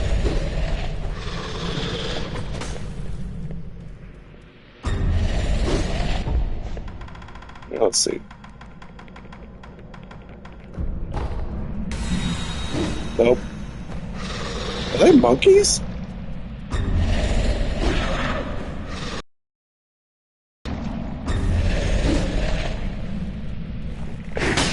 Nope.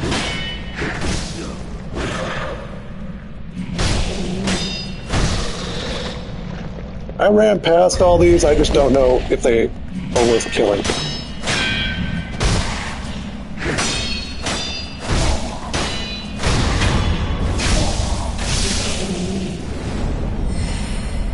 $400 XP. Okay, they are worth killing.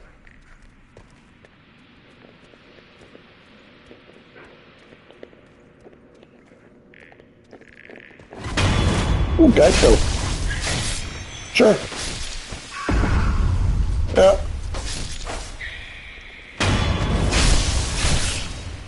Once I get to a certain point, I'll tell you the timestamp for it.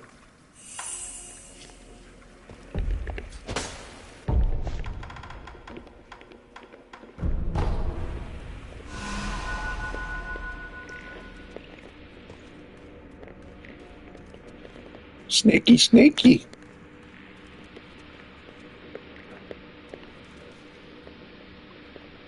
Yeah.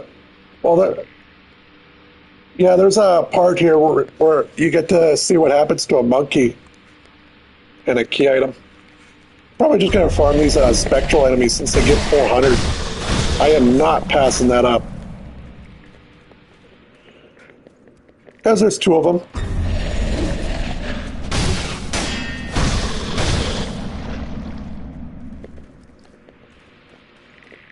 Yeah.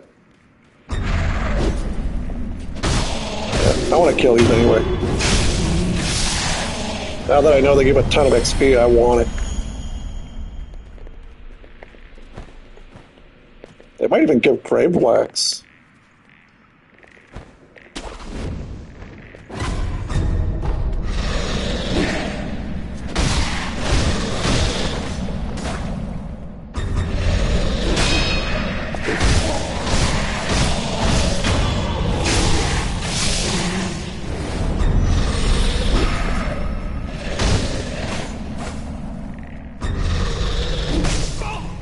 We have to find abduction work on these. Probably not.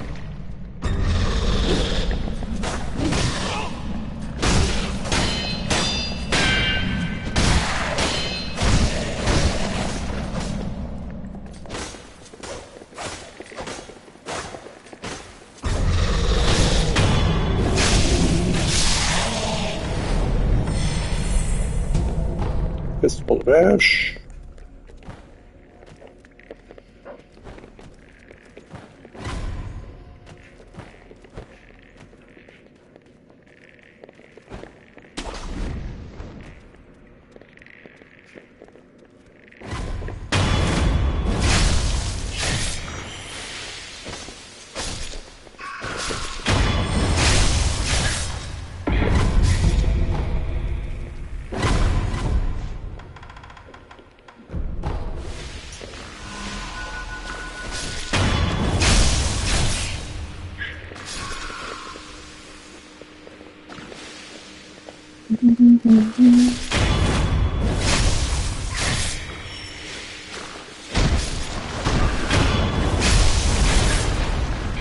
Oh, the snake wakes up if you attack it. Okay.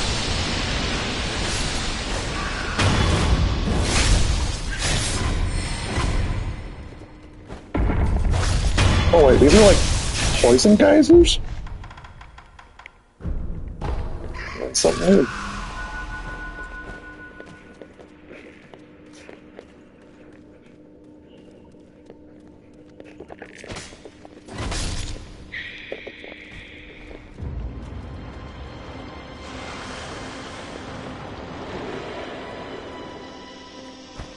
Ooh, something back here.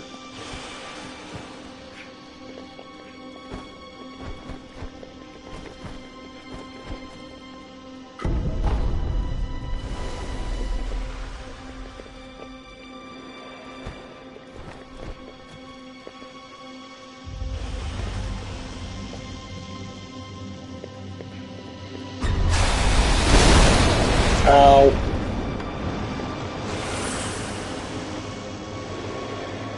Timestamp is 1 hour 46. Let's say 1 hour 47.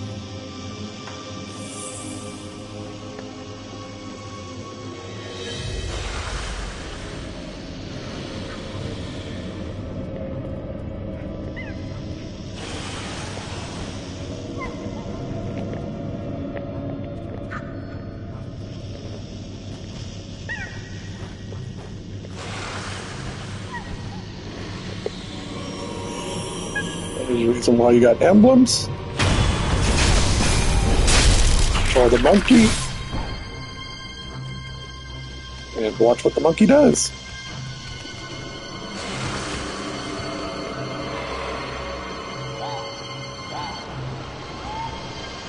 Monkey, I'm over here! Snakey is like, ooh, monkey!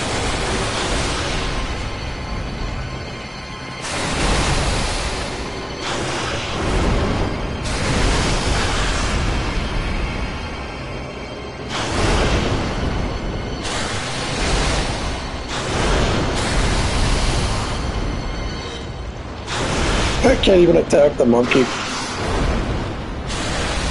funny.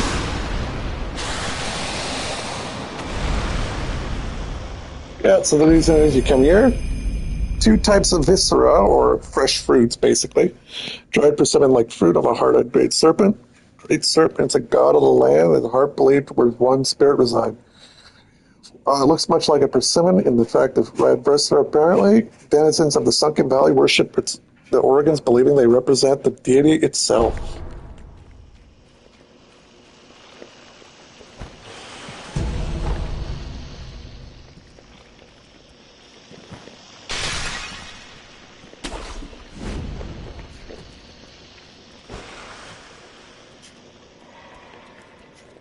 As soon as I collect these items, I'm going to take a quick break. Ooh, Betty.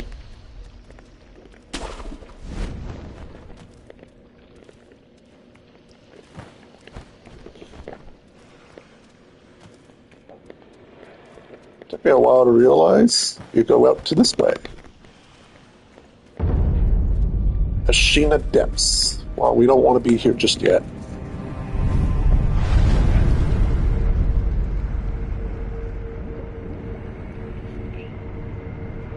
Ooh.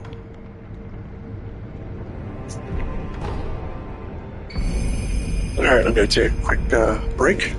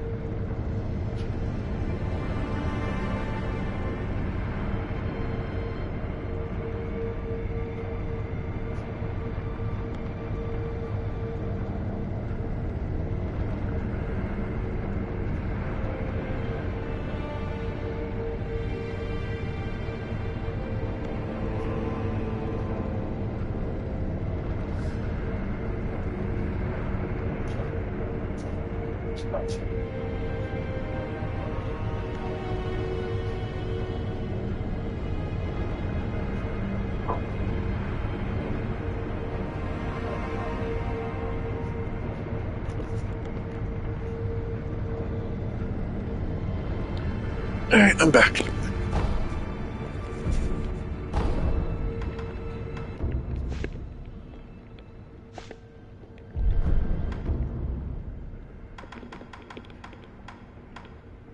What I'll do is I'll go farm some enemies since we're gonna have a boss coming right up.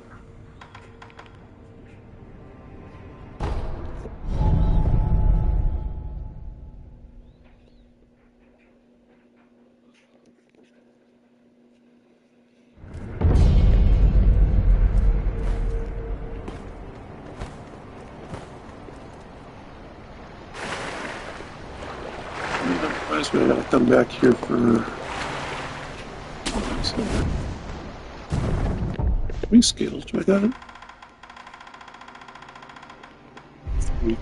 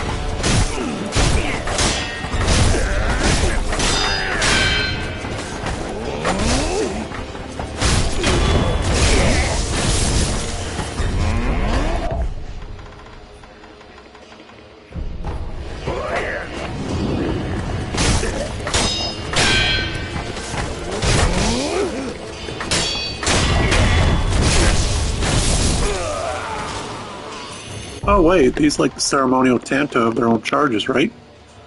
Nope, just cost. Just had mistaken one for the other.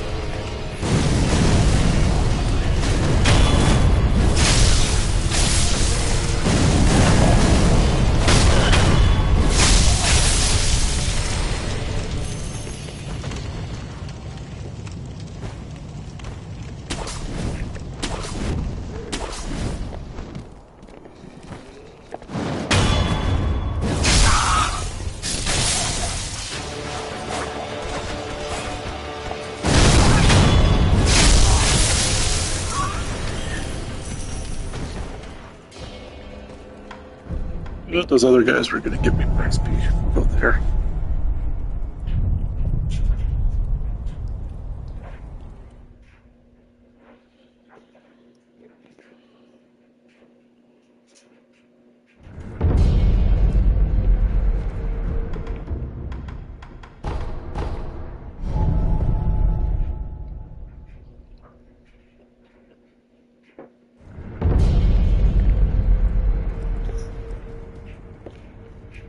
Shinobi, if I awaited, please. Thank you. Bless us with...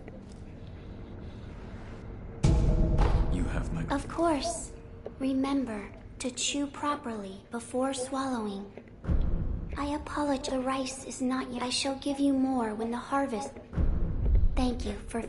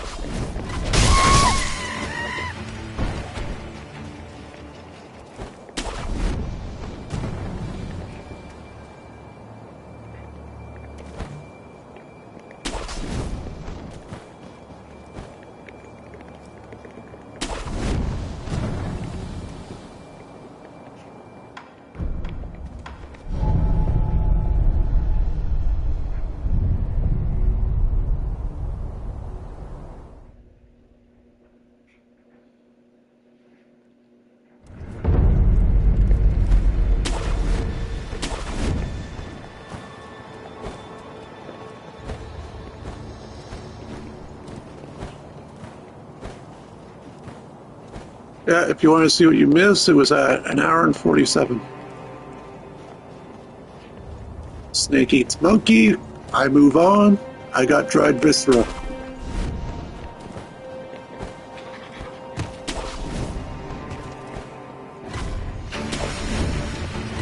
Actually, the monkey didn't even get eaten. Snake couldn't even reach the monkey to begin with.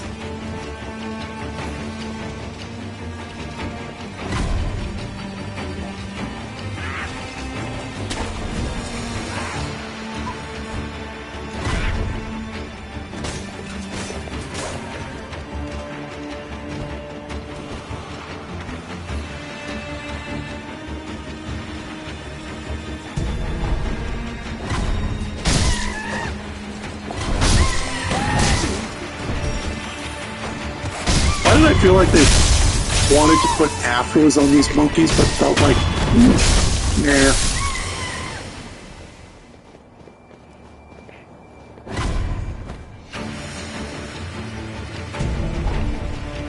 Afros. Because you saw those black fur head monkeys?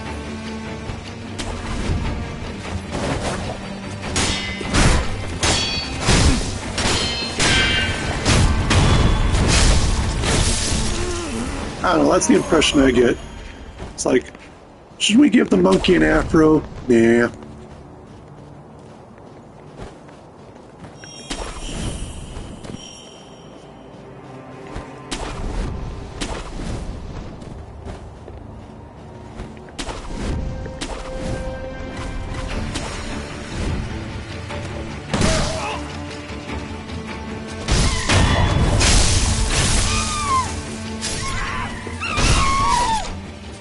shoots me.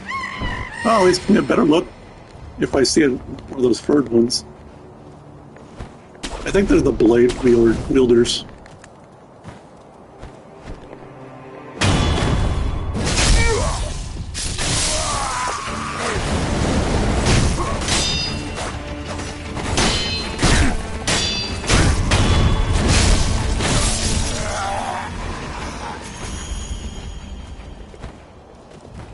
This boss coming right up actually kind of has a sad story. Oh, and here's why it's going to get choppy. Look at all these.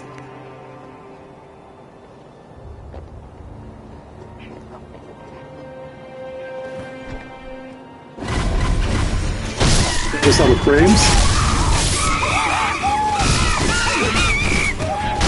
Oh, that's not after. That's like a little coconut shell cap.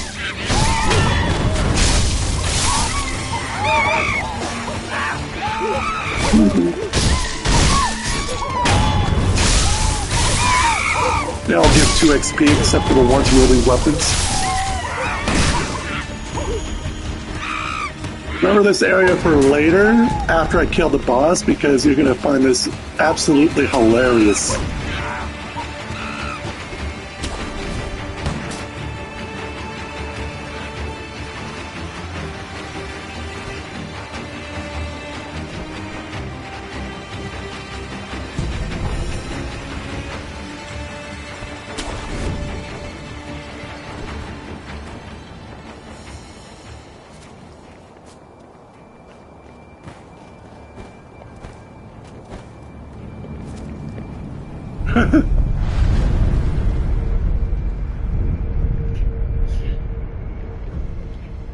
Alright. Boss fight time. The Guardian Ape. I don't think fireworks will work on it.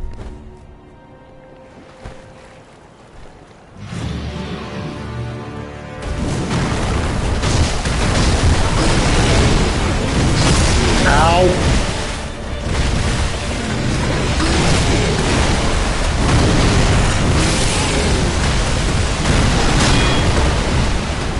Yeah, pay attention to that, because that'll come important for history class.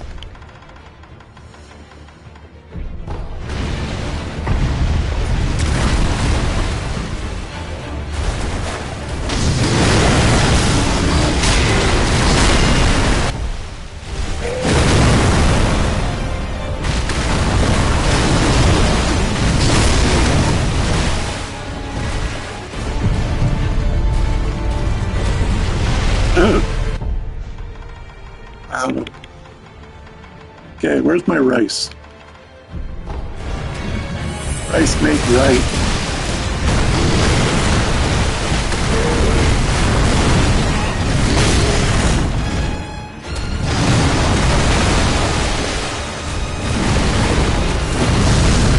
Burn!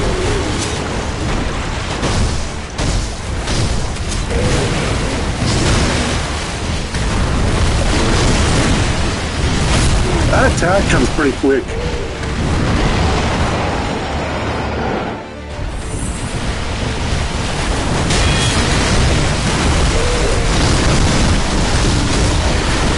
Are you poisonable? Probably not.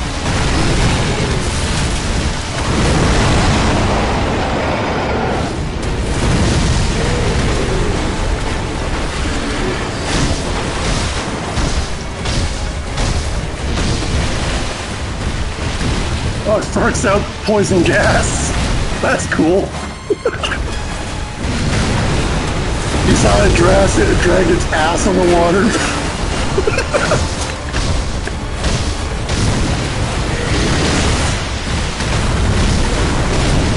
That was priceless.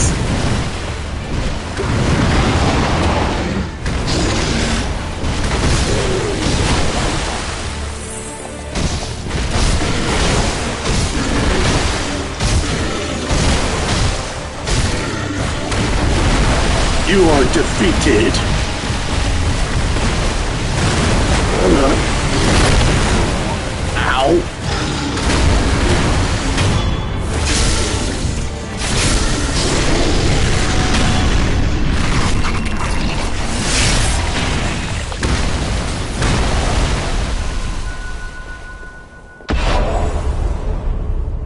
Phase 2. Activate.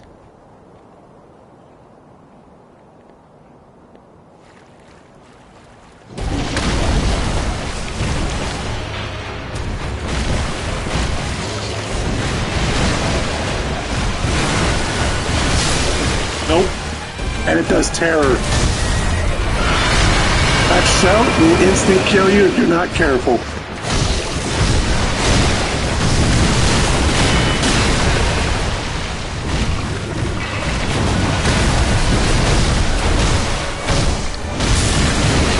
Maybe I'm not doing enough damage. Infecti?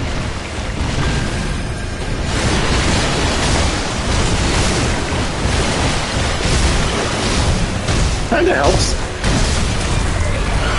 Dodge, dodge, dodge! I know about that attack and I know how to avoid it, so that's not gonna kill me anytime soon.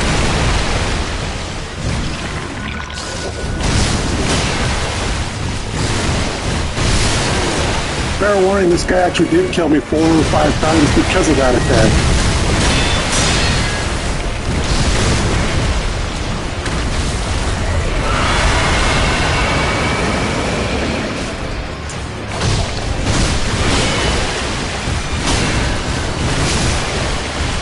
Basically, a screaming head screams out in terror, which makes sense.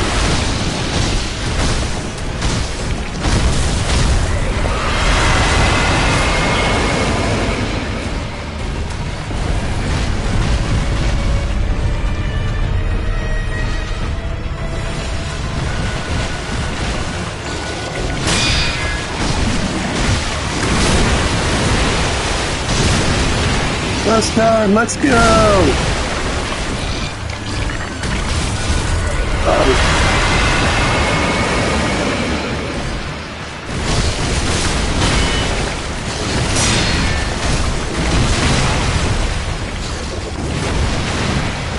I have no more healing. Now that I remember this is the exact part where you're about to die because it has low health left.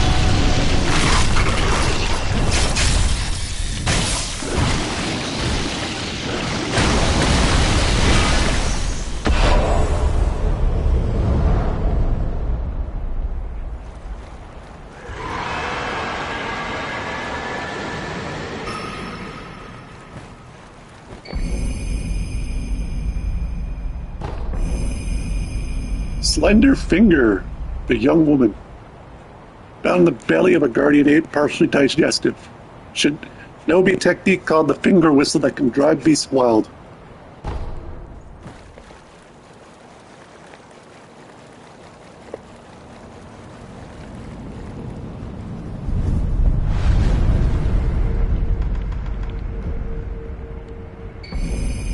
They say that an infested body is the mark of the undying, but such long life would be surely quite lonesome for even an ape.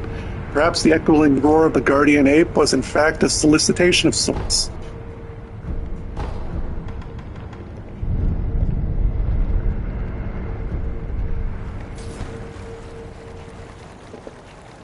I could have sworn I had to perform a death blow. Oh well.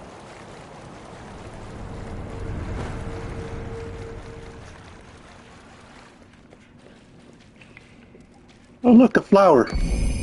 Lotus at the palace, a white lotus flower blooming in the depths of the sunken valley where the fountainhead waters pool deeply. The flower's aroma attracts female apes, thus the guardian ape carefully tended it to offer it to his bride. One of the incense ingredients sought by the divine heir.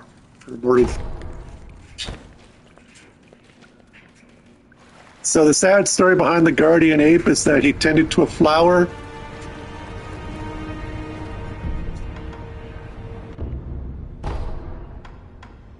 Nope. You can teleport. It's not that type of flower. But yeah, the story behind that ape is that yeah, I know. But yeah, the story behind that flower is that the guardian ape growed it so he would one day present it to his bride, which he never got to see. I found it in his belly. I see. To think it was in the belly of an ape. Let me see it. I'll fix it to your prosthetic arm.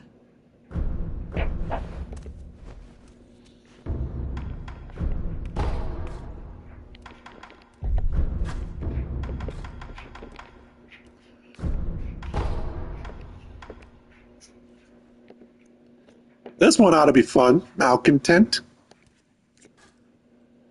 Creates an opening by causing anguish in apparition type enemies.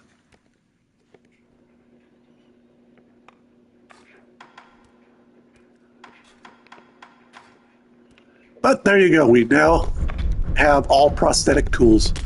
I wonder if you get a special dialogue since he mentioned about...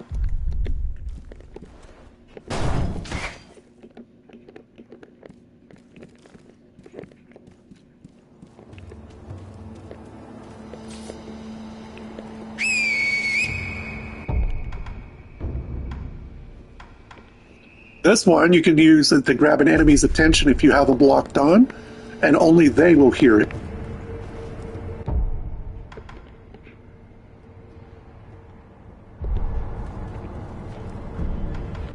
You know, like in Assassin's Creed, whoop, and the dude's like, what was that? And he goes to investigate.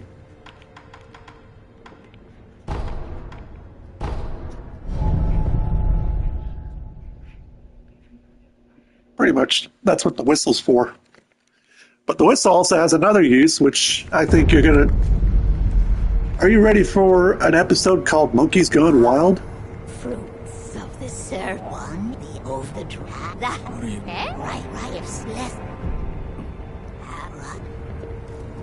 Yeah, that's who I give rice to, that you find out about. How do we get up here? Or do you not?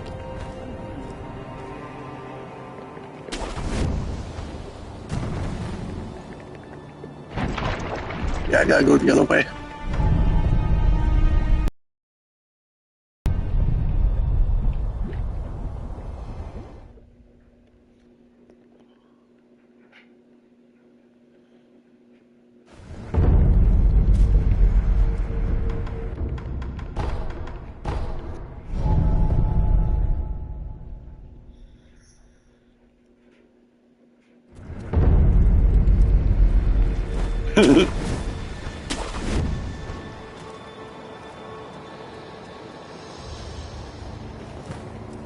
Nope. Haven't even played the trilogy set.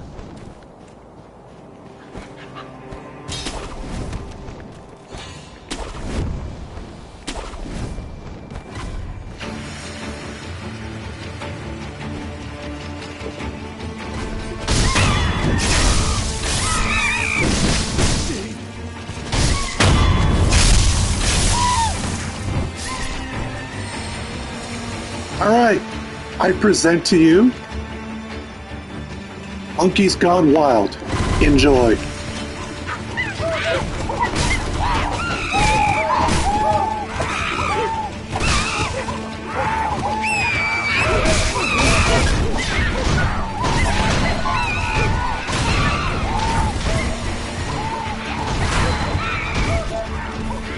Monkeys Gone Wild.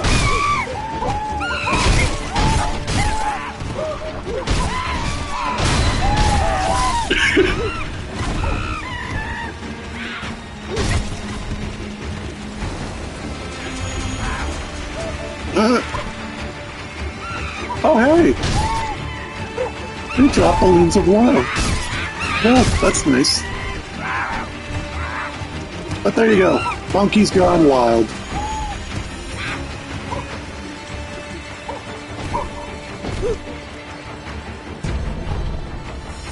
Oh, there's an item over there. Did I ever get that one?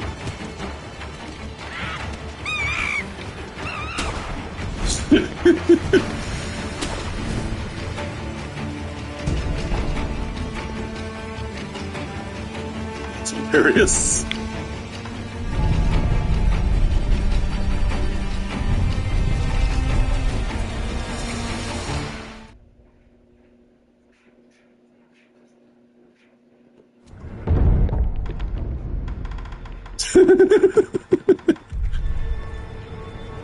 Alright, so that's taken care of. So we are now completely done the Sunken Valley. Our next area is now the Ashina Depths.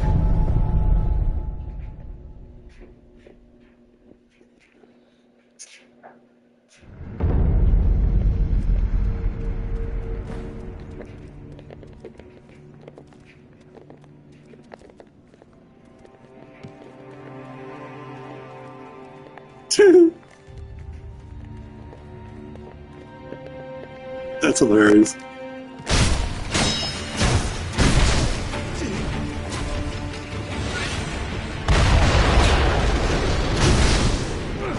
Actually, I got a better idea, and I like using it versus this mini boss Snake Eyes guy. And it's a lot more fun.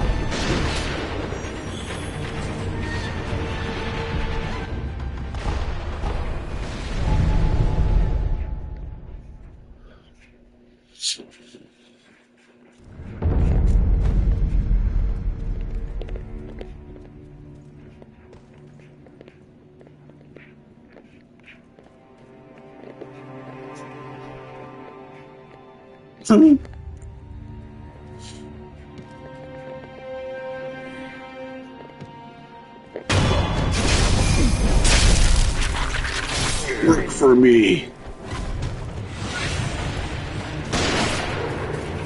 I wonder if I can have two active.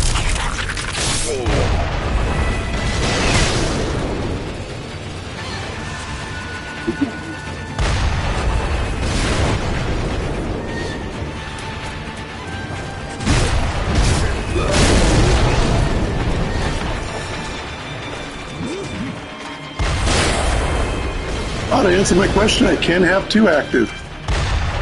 That's pretty cool.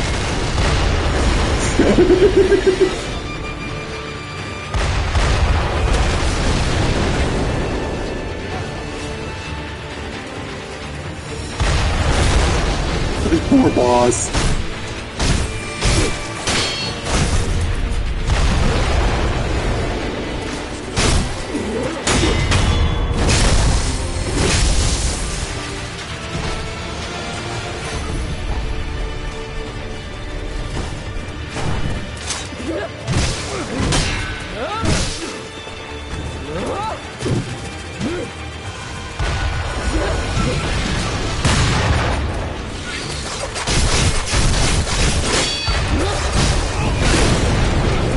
Ow. Well, it's still alive.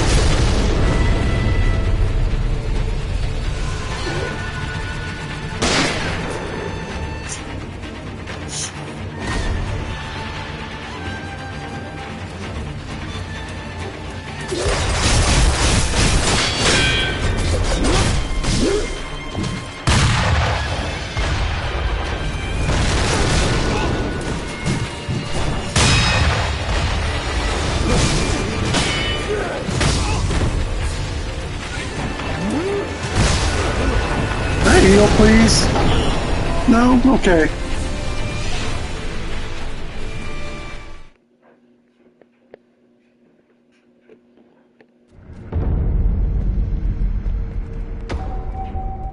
Oh, nice. Unseen aid. Good, because I didn't want to lose 1700 XP.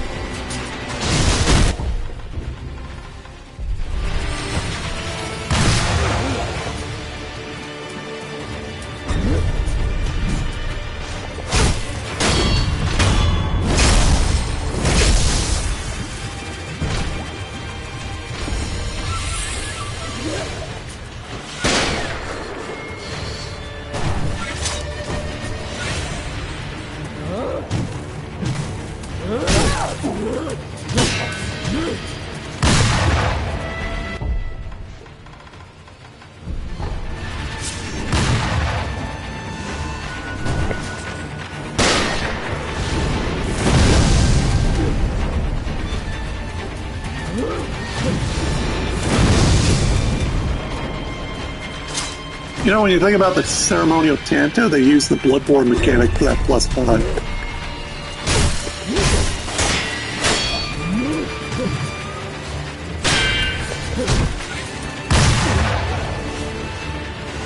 +5 Quicksilver bullets, no, +5 Spirit Emblems.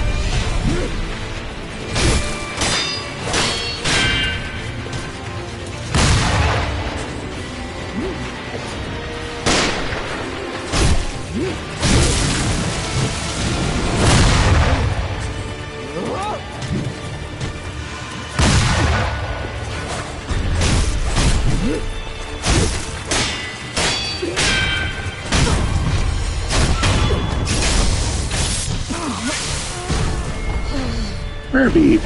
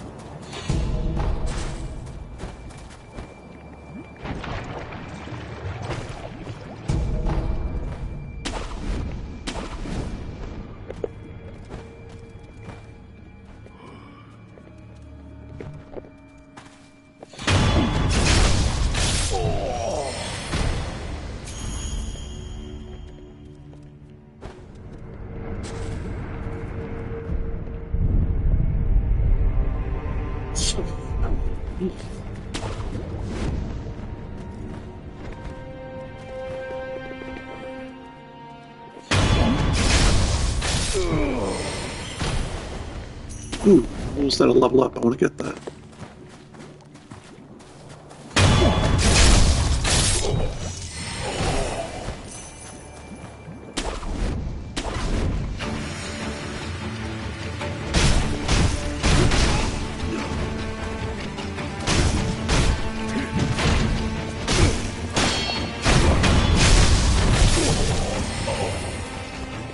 Gotta kill one more.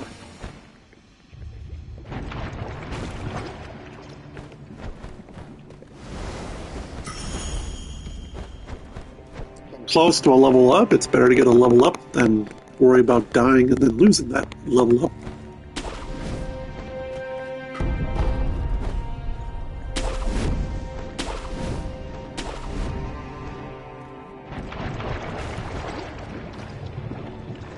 So that Buddha head you can't climb up and grab. I've tried because it's related to something else.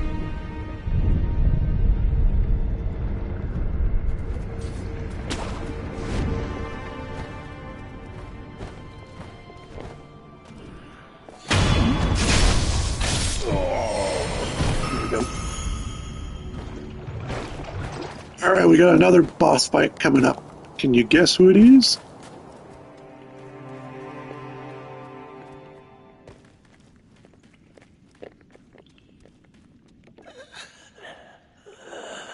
Who or what did this to you?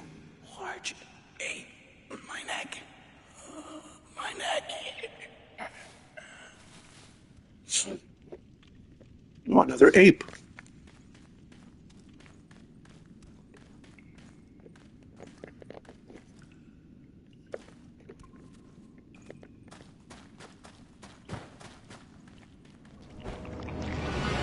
Guardian ape beat headless ape.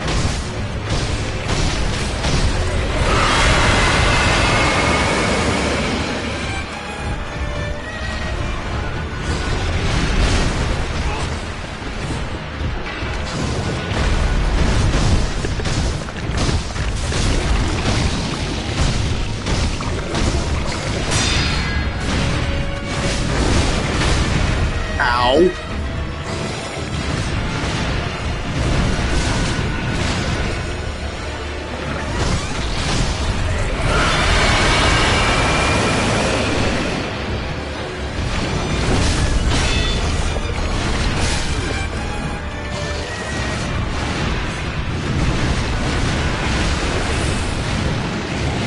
different boss. You'll see why. This time it has 2 health instead of 1.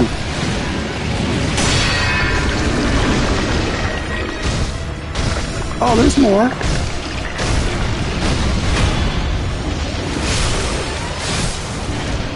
Now the fight's going to get a little harder. Why?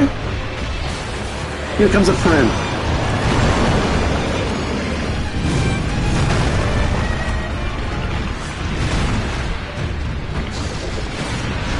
I wonder if the whistle would be good here, now that I think about it, because I never bothered trying that. This one's got a head.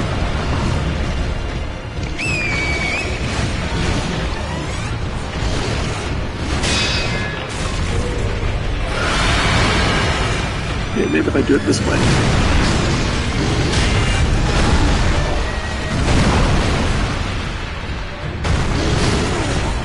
Or not.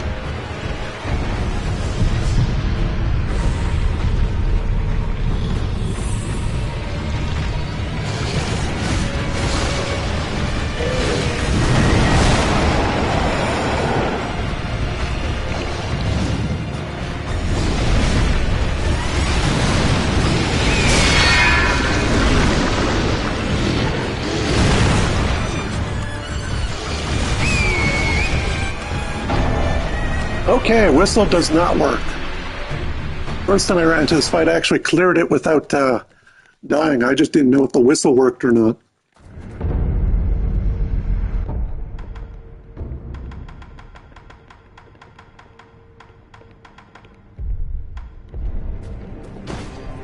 And that's why I leveled up.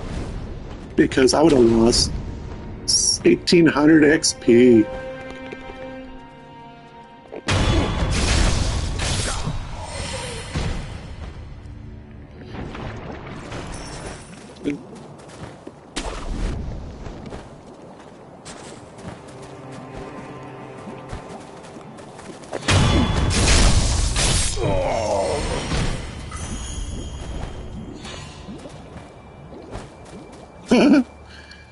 So the funny thing... Oh. So the funny thing about this is that the game punishes you when you get higher up in skill XP levels because you lose exactly half. Now, while it feels like it doesn't have a huge impact early on, it does later on.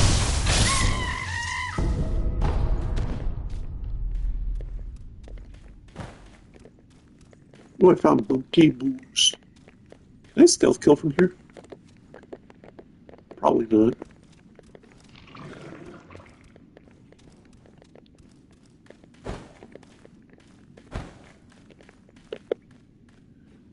Okay, halfway through here.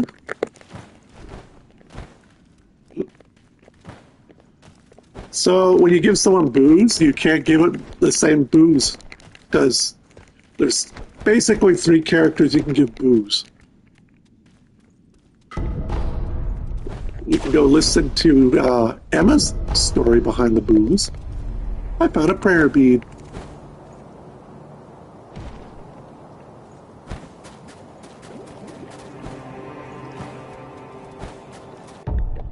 I grabbed rice or something, didn't I? Nope. Okay, good. Let's do this. At least I know I can set it on fire, so that's a plus.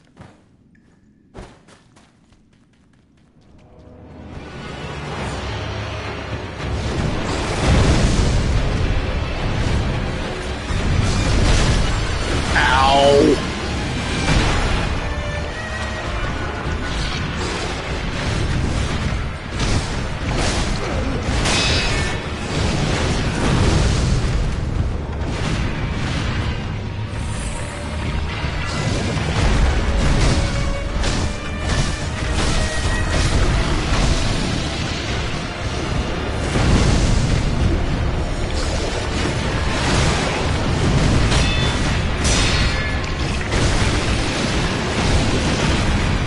I'm pretty sure because it's headless, throwing fireworks would not be recommended. At least that's my guess.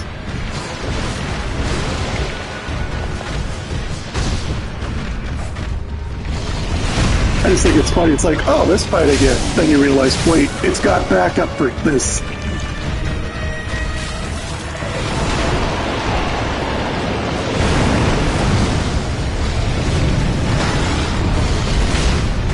Now, another thing to note is you don't have to kill the backup. If you kill the primary boss, backup disappears.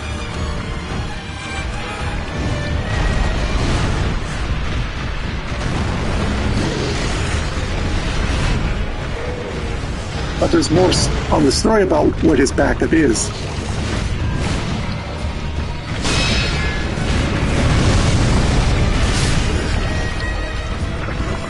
Correct! Nailed it.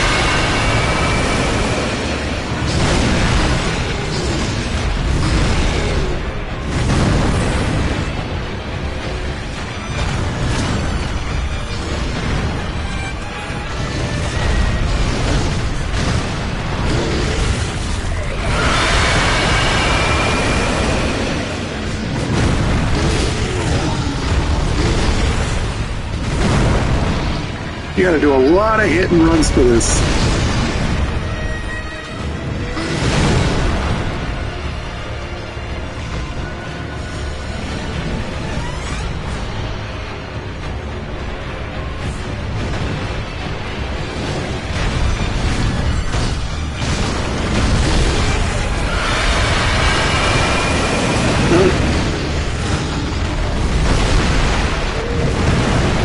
Got me because I wasn't fast enough.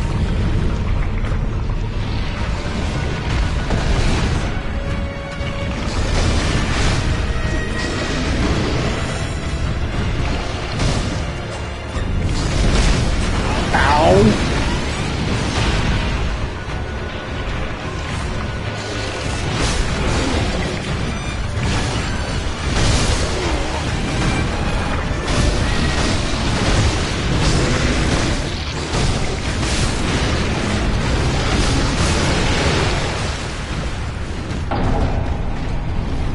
Forced camera angles! Yay!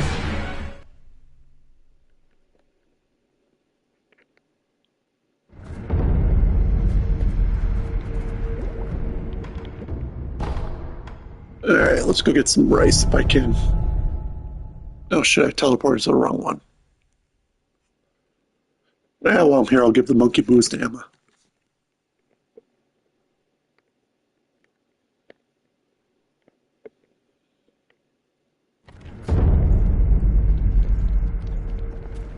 I'm glad you've come, Master Wolf. Here. Oh, this is... this is monkey booze. Something wrong?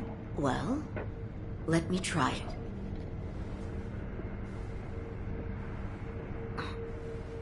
Oh, it burns so bad. Let's see. Yes. Monkeys. I seem to have a strong connection with I'll give Ishan monkey booze next time. Yes. I was rescued by a monkey after all.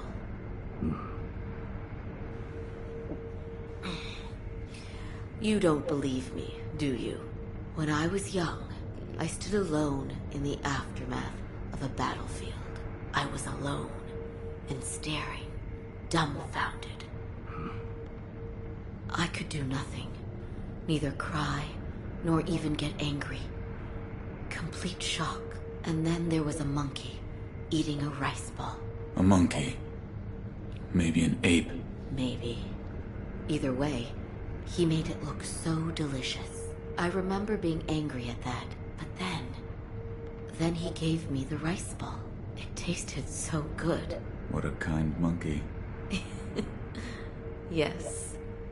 He was a very kind monkey. Goodbye. So the story about those sake boozes. So the story behind those sake boozes is you can give them to NPCs to get some lore. But you'd need 2 complete playthroughs to listen to. Actually, 3.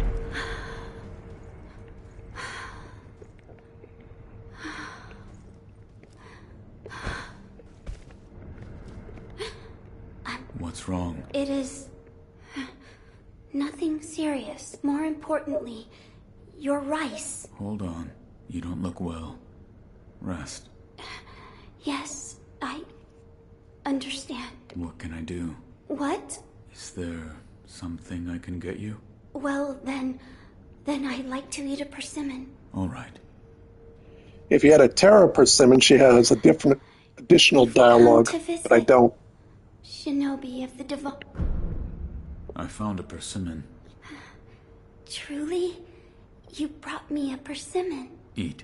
Yes. Thank you. And if you want to know where you get Sweet persimmons and commonly, delicious. you have to Good. kill monkeys. Shinobi, hold out your hand. But it's a rare drop. No need to hesitate. Hold out your hand. All right. A bountiful harvest for you. I thank you, Shinobi of the Divine Air. The crop is plentiful, thanks to the persimmon you gave me. I ask that you also give some to the Divine Heir of the Dragon's Heritage. I will.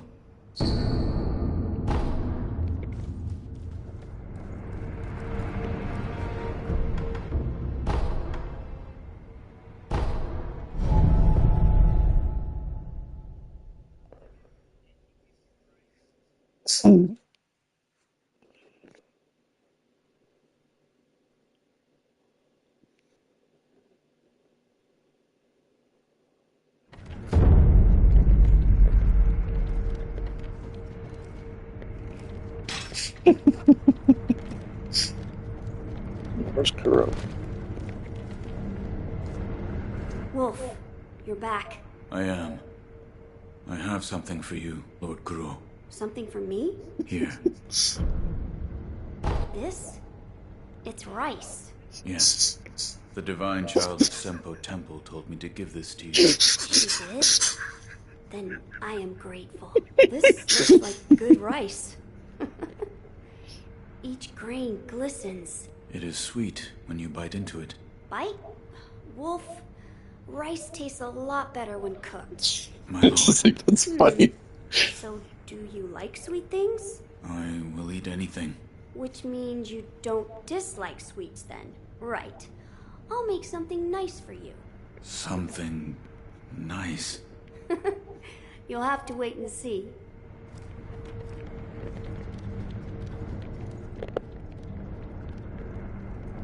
I'm supposed to be up like here to eavesdrop or something.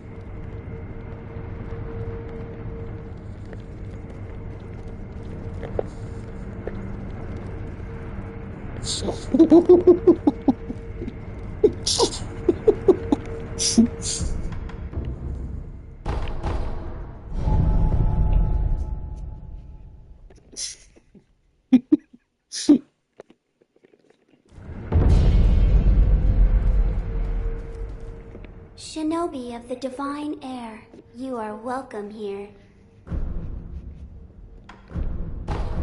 I apologize. The rice is I shall give you. Yeah, now you can get more Farewell, persimmons Inigo. anytime you got. Yeah, every time the child gets sick from giving you rice, you got to give it a persimmon to basically revitalize it.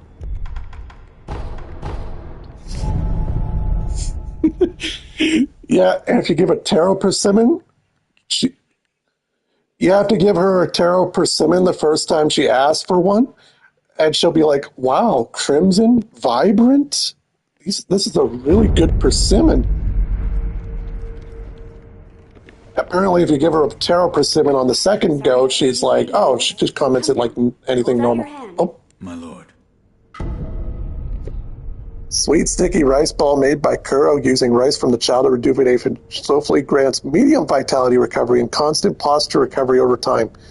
Once when Wolf was starving, his father wordlessly handed him a rice ball. It was astonishingly delicious. This one is sure to taste just as good. What is... Sweet sticky rice balls. I made them with the rice from the Divine Child. Eat it. Don't be shy. So this is optional for dialogue, and it's a one-time use. This is... very good. That it is. That it is. And that's all the dialogue you get for wasting an item that could have potentially helped you in combat.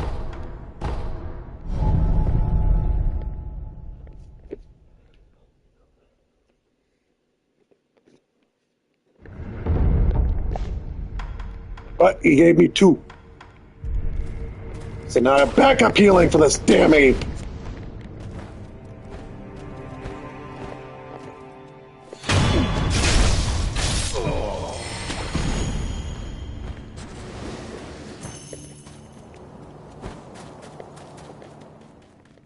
Let's do this. Dun, dun, dun, dun, dun, dun, dun, dun, dun, dun, dun.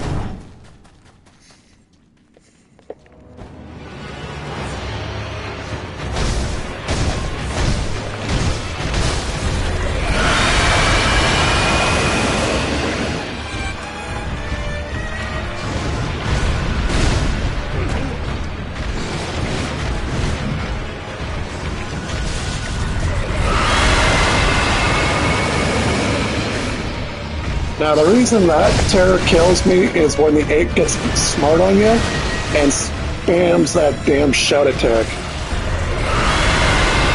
Like that.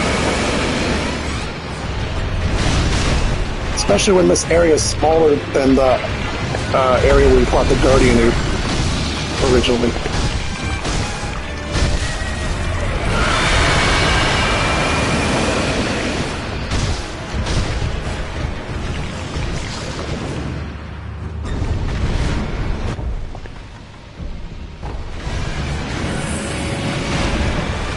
I took rice. I don't want to waste the good rice ball just yet.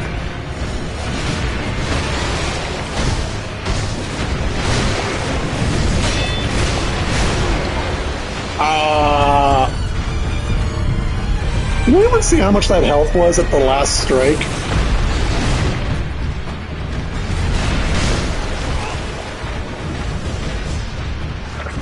It's like, oh, you like commonly hit attacks? How about an attack that finishes off the rest of your health bar?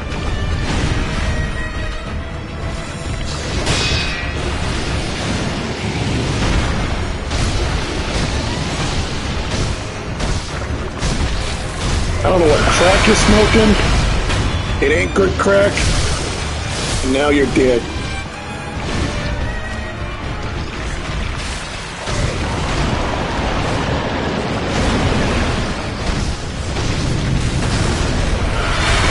Oh, that's gonna kill me.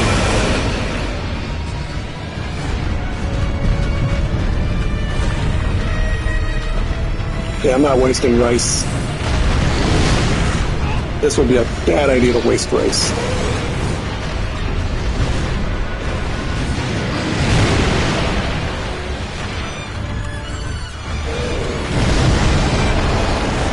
Purposely save those, because I'm just going to keep setting you on fire.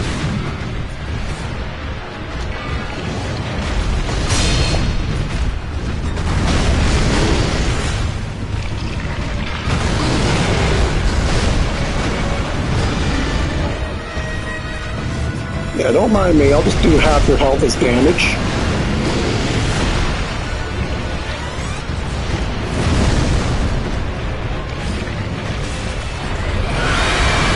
Keep my distance. Here, let's take one of these. Sorry, boss.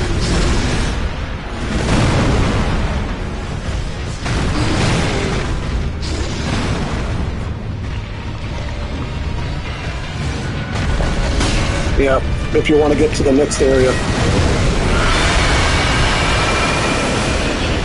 And I tried dodging out of that, game refuses. Hammer.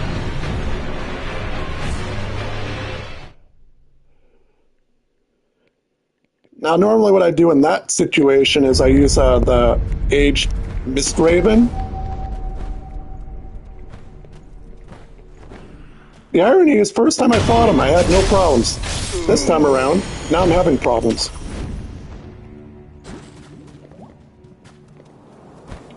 And you saw how much he was spamming his attacks, or had an awkward swing at the last one attack that nailed the rest of my health bar. So obviously he's got bullshit mode activated.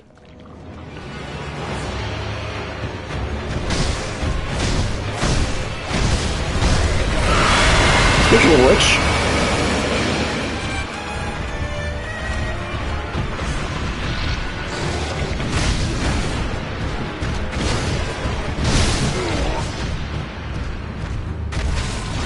there comes again.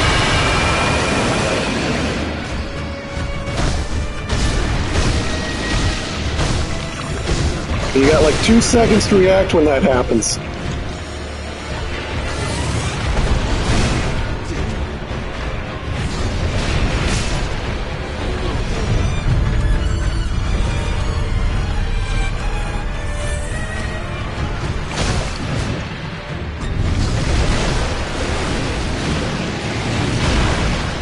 I don't know how you're gonna dodge that when the camera goes freaking off on you. You're supposed to like jump it over, but how can you time that?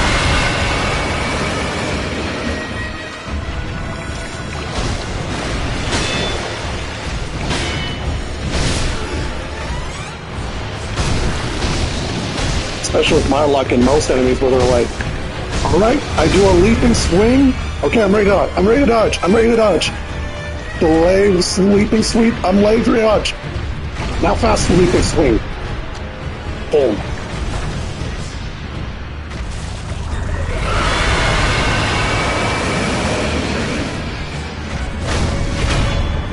Next. I'm gonna set you on fire if I can. Damn it.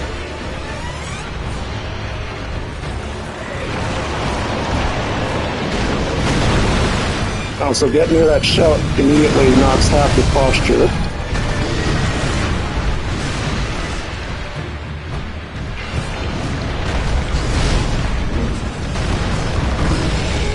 Run! Sweet sticky rice ball saved my life.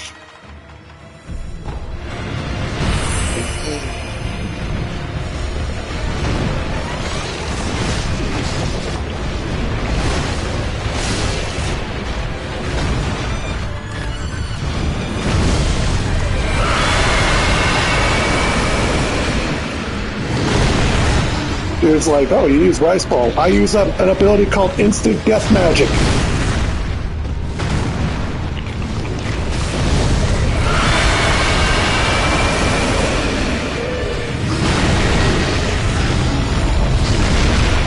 That wasn't programmed to not work. Well, you get up. I will prepare to double swing. Get him, honey.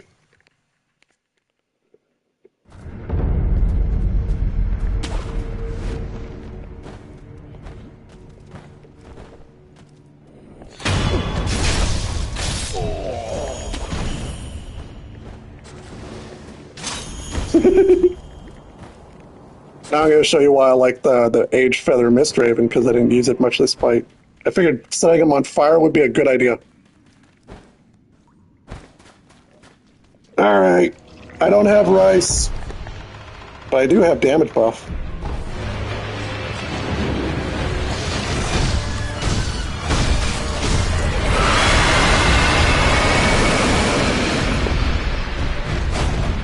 I don't know why, but whenever I use that, there's a random chance it either sends you into a leap, or you're able to do a dodge maybe. Also, another thing I kind of remembered is when it does that, you can also knock it out of its stance, but I think you have to use confetti for that. I ran out of pellets, so this might actually be a lot better for me to do.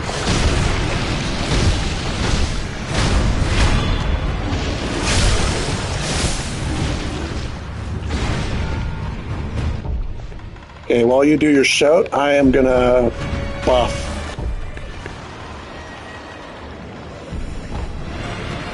Buff.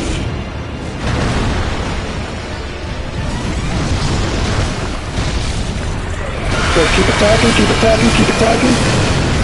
No, it didn't work. Okay. Maybe I was wrong.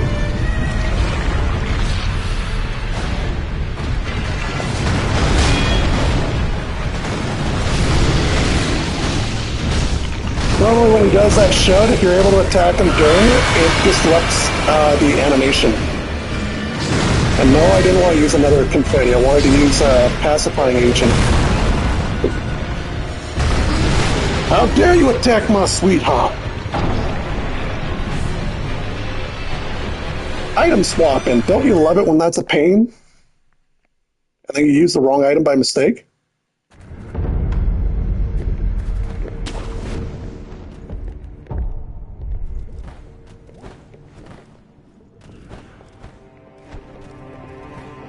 Oh, and another thing I just noticed, when you have an enemy locked on, the second of your jump is a half jump instead of a double jump.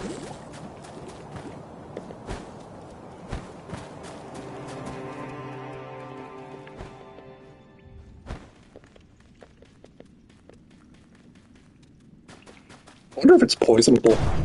Probably not, but whatever.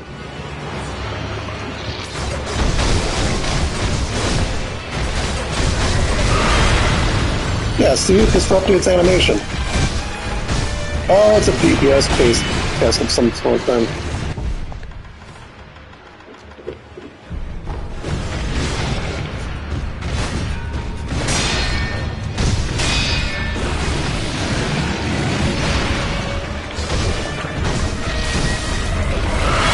That's gonna kill me. Always assume it will. Even if it doesn't.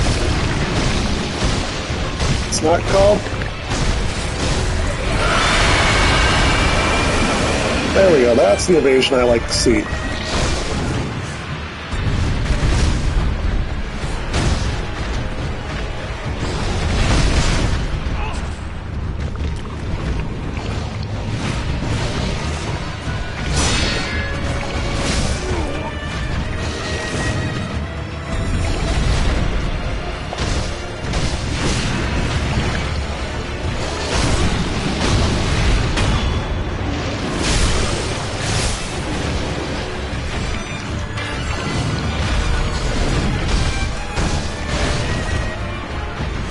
It's like, wait, I need my sweetheart.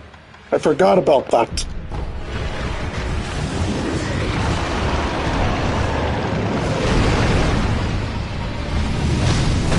See, even enemy AI can forget that they have an ally. Just like I can forget that item swapping's a thing.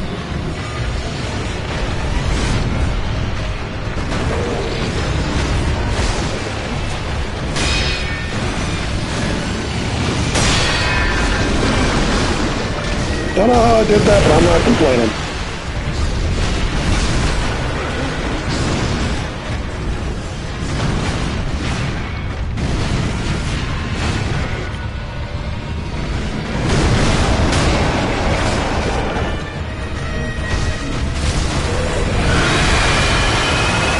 Oh, that's like an empowered shout, okay. So the second phase, it gets a wider range. We need healing. Back off.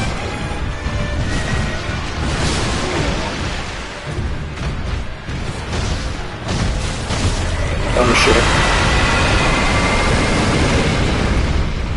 shit. And that's why I got the dodge. Especially when I wouldn't be able to get out of that range.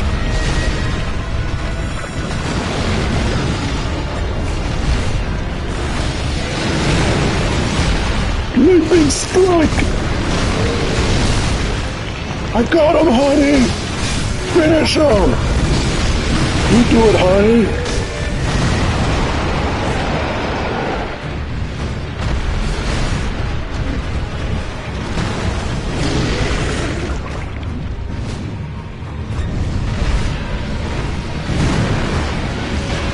Come on!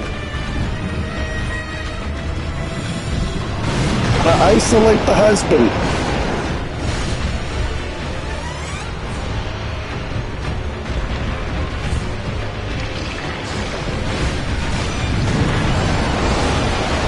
There we go. Nope. Different when you know you're out of pellets, too.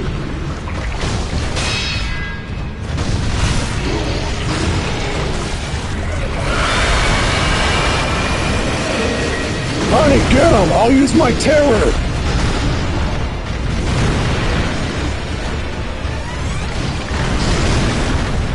Good job, honey!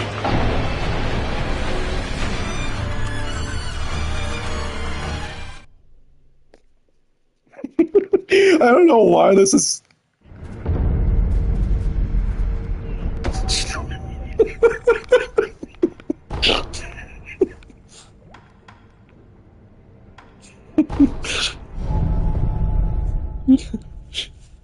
I don't know why he's being twice as hard than he normally is.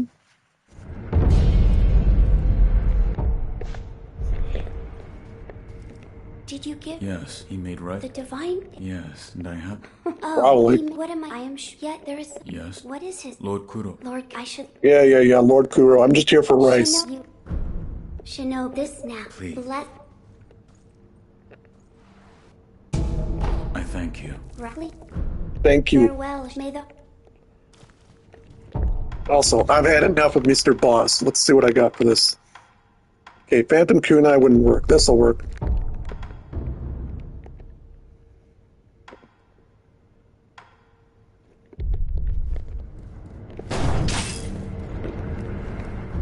I've had enough. Time to bring the shurikens.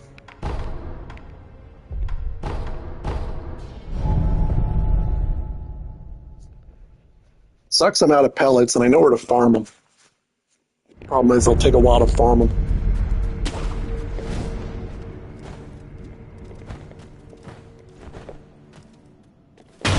Yeah, I'm saving the gouging tops for phase 2. And phase 2 is when he calls for his girlfriend.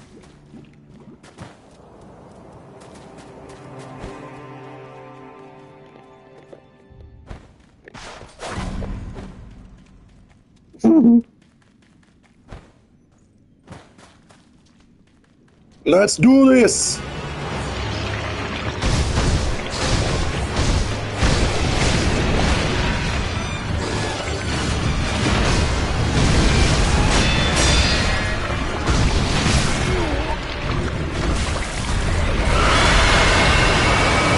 The scream. Yeah, I'll show you scream. Power buff.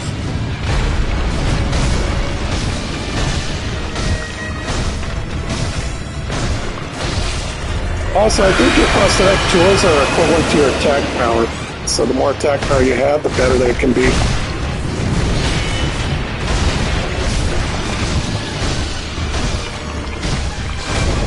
Flawless victory! Oh wait, I did use it. Forward. Never mind.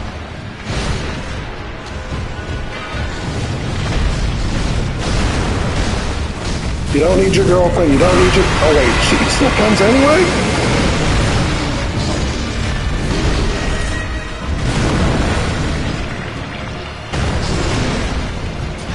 Have a spinning top.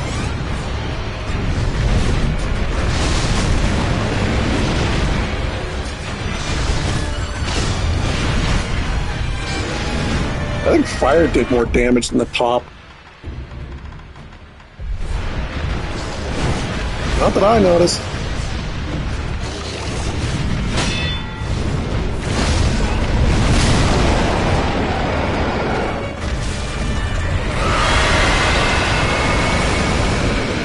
Go away, honey. Your husband's all I need. You on fire, ha ha ha.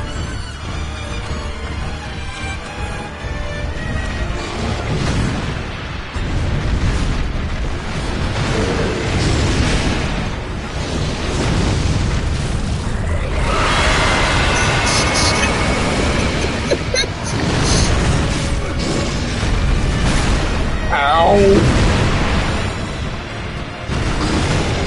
Go away!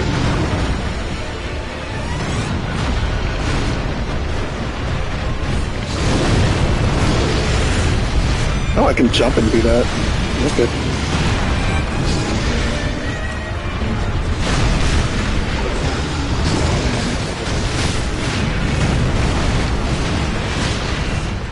Rice, save me!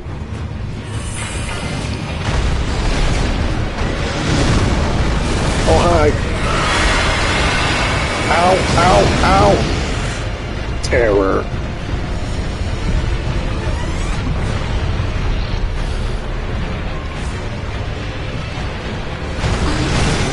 Yeah, let's give a boss an ally, and also as an added bonus, let's give instant kill mechanic to the primary one.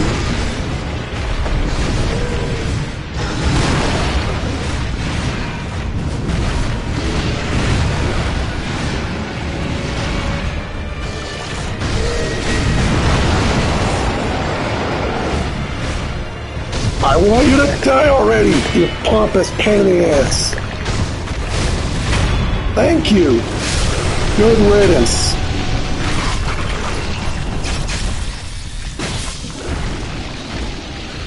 Watch as he dies. Just sits back down. See, that's why one's called the Guardian Ape, this one's called the Headless Ape. Headless Ape was a colossal beast played with the power of the Undying. On a plus note, I got prayer beads from both of them.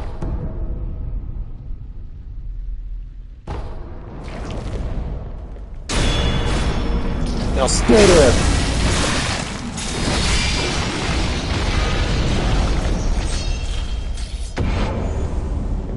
Immortality severed.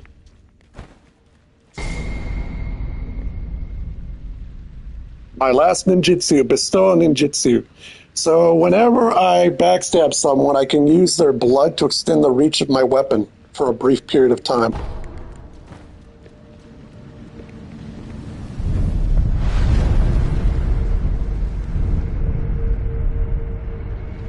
Also, we'll come back here in a moment because there's another mini-boss that spawns here.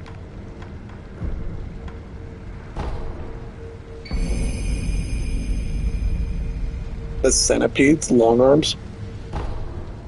Oh, so that's what those enemies that breathe fire, they're called centipedes.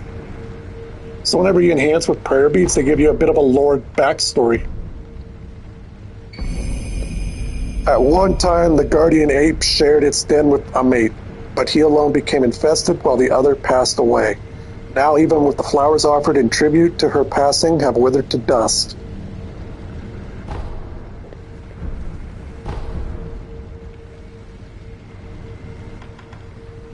In other words, he became infected and she passed away. A tragic tale.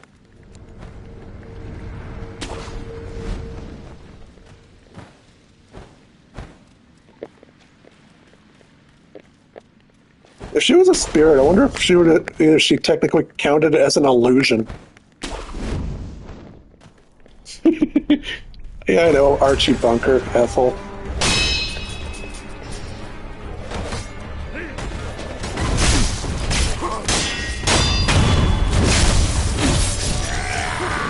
Welcome to the Mist Valley.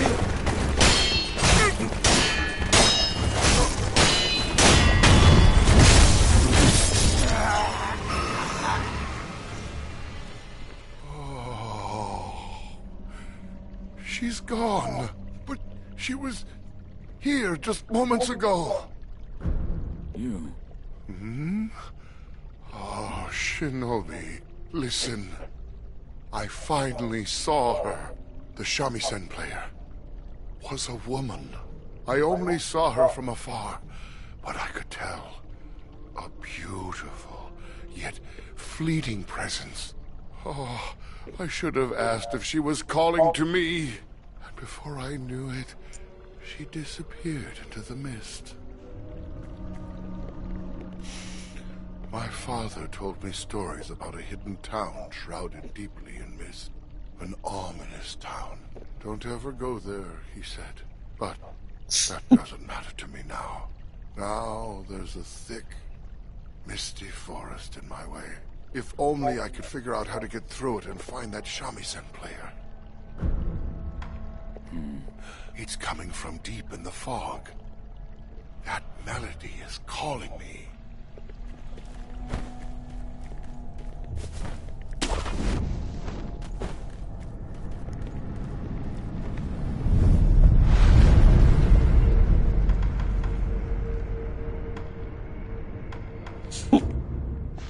Oh, there we go. Living force. So let's see how this looks. After the fire, press R1.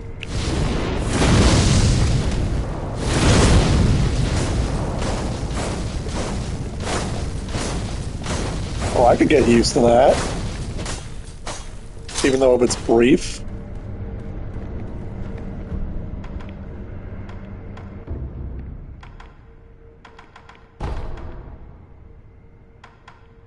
So either this, you can't toggle it later, or I have to do something else. First, let's go to Ashina over at the Great Serpent Shrine and see if the Tengu is there. Since I learned my hidden technique. And I'll show this off, because why not? 7 emblems. It's basically 5, 6, 7. 7. That way increases the range of your attacks. Ah, Sekiro. Who are... Ministry rats. They find a way in through every crack and crevice. There's always more of them to kill. By the way, Sekiro, have you mastered any secret techniques? Yes. Yes. It seems you have. Sekiro, you really have a knack for killing. Wonderful. Here's your reward. Take it. Ushan esoteric text. Certainly. Sekiro. Are you all right? I'll enjoy the air up here for a little while longer. Go, Sekiro.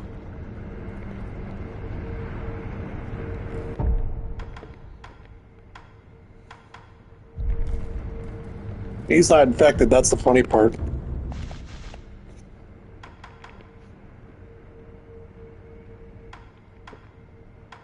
So yeah, now you can get the ultimate version of these weapons. Shadow Rush. This is the one I was talking about. Shadow Fall, which turns into a corkscrew attack. Spinning slice while falling to the ground.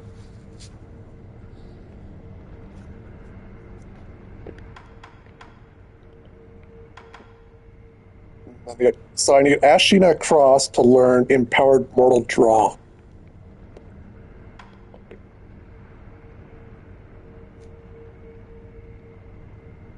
Focus and cut through enemies with an extended reach, even more powerful sword attack.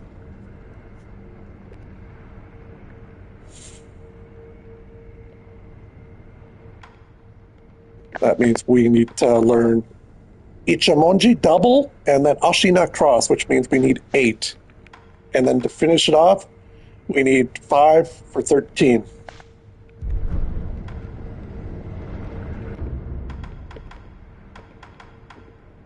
There we go, now it's grayed out. Now there's a reason why you can't travel back there. I'm about to show you why.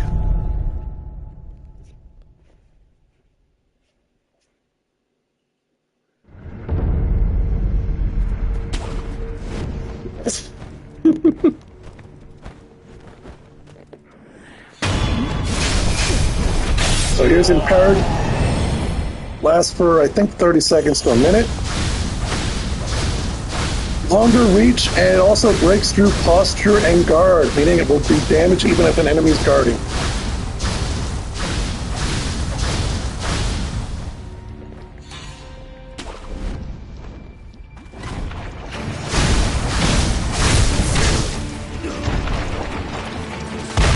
Yeah, so it only lasts for a minute.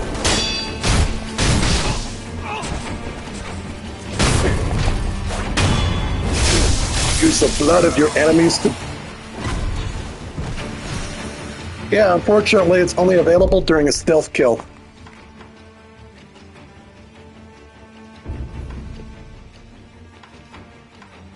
I like the Puppeteer one a lot better.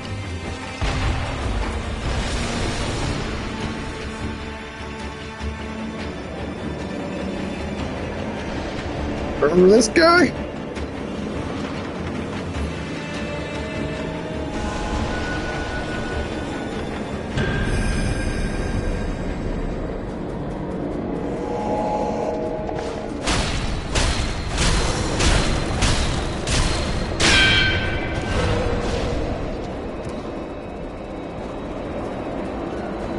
Disappears. Watch out for that death beam. I've fought you before. I know what to do.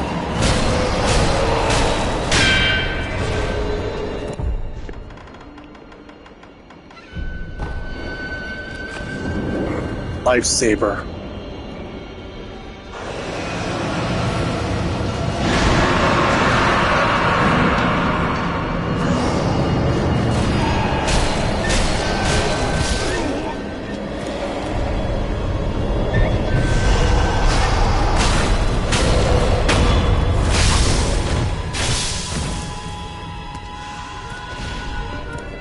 I shall disappear and perform the life-threatening death beam.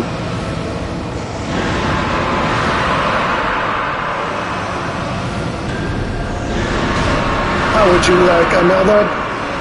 How would you like another death beam? How would you like another death beam? I can spam it more than my counterpart.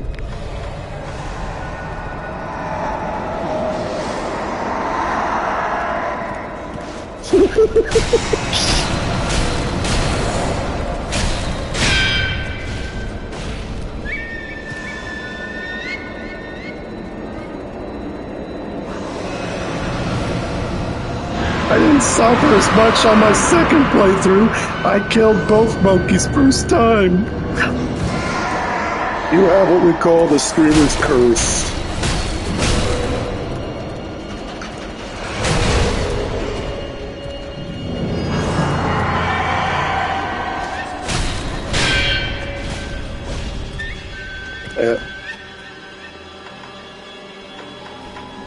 I must use confetti again. Beam! I'd like to use beam again. Now they only have a 10% chance to catch COVID.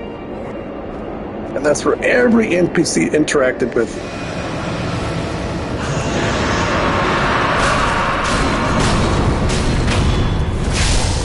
Goodbye.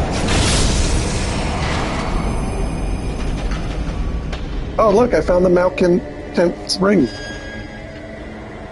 Somber tone, the weeping voice is full of solitude and beauty, possibly somber enough to temporarily call a voice of rage. I still have no idea where you find that buller resin, so you can upgrade your flame vent into a frickin' flamethrower.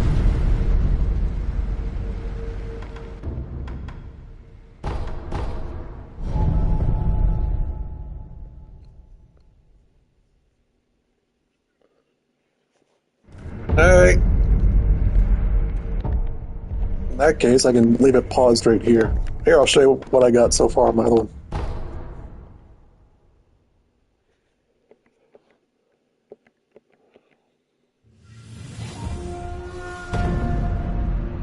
Technically not a spoiler, given we'll be at this area unless I choose the bad ending. How I got here, however, you won't know.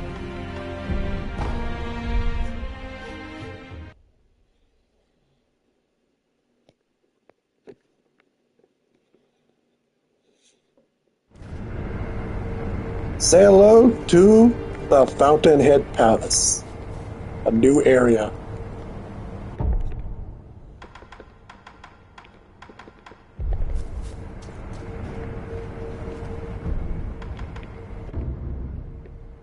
See, I've done all that. So yeah, there's Shadow Rush. And here's what Shadow Rush looks like.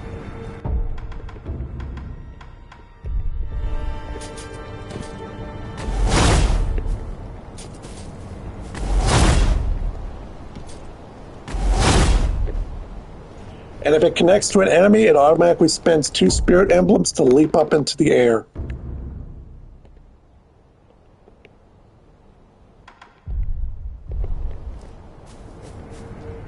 and you're like, wait, I don't want to spend it. Too bad. Oh wow, as you get higher in level, it now costs 50. I remember when it cost like 10 or 2.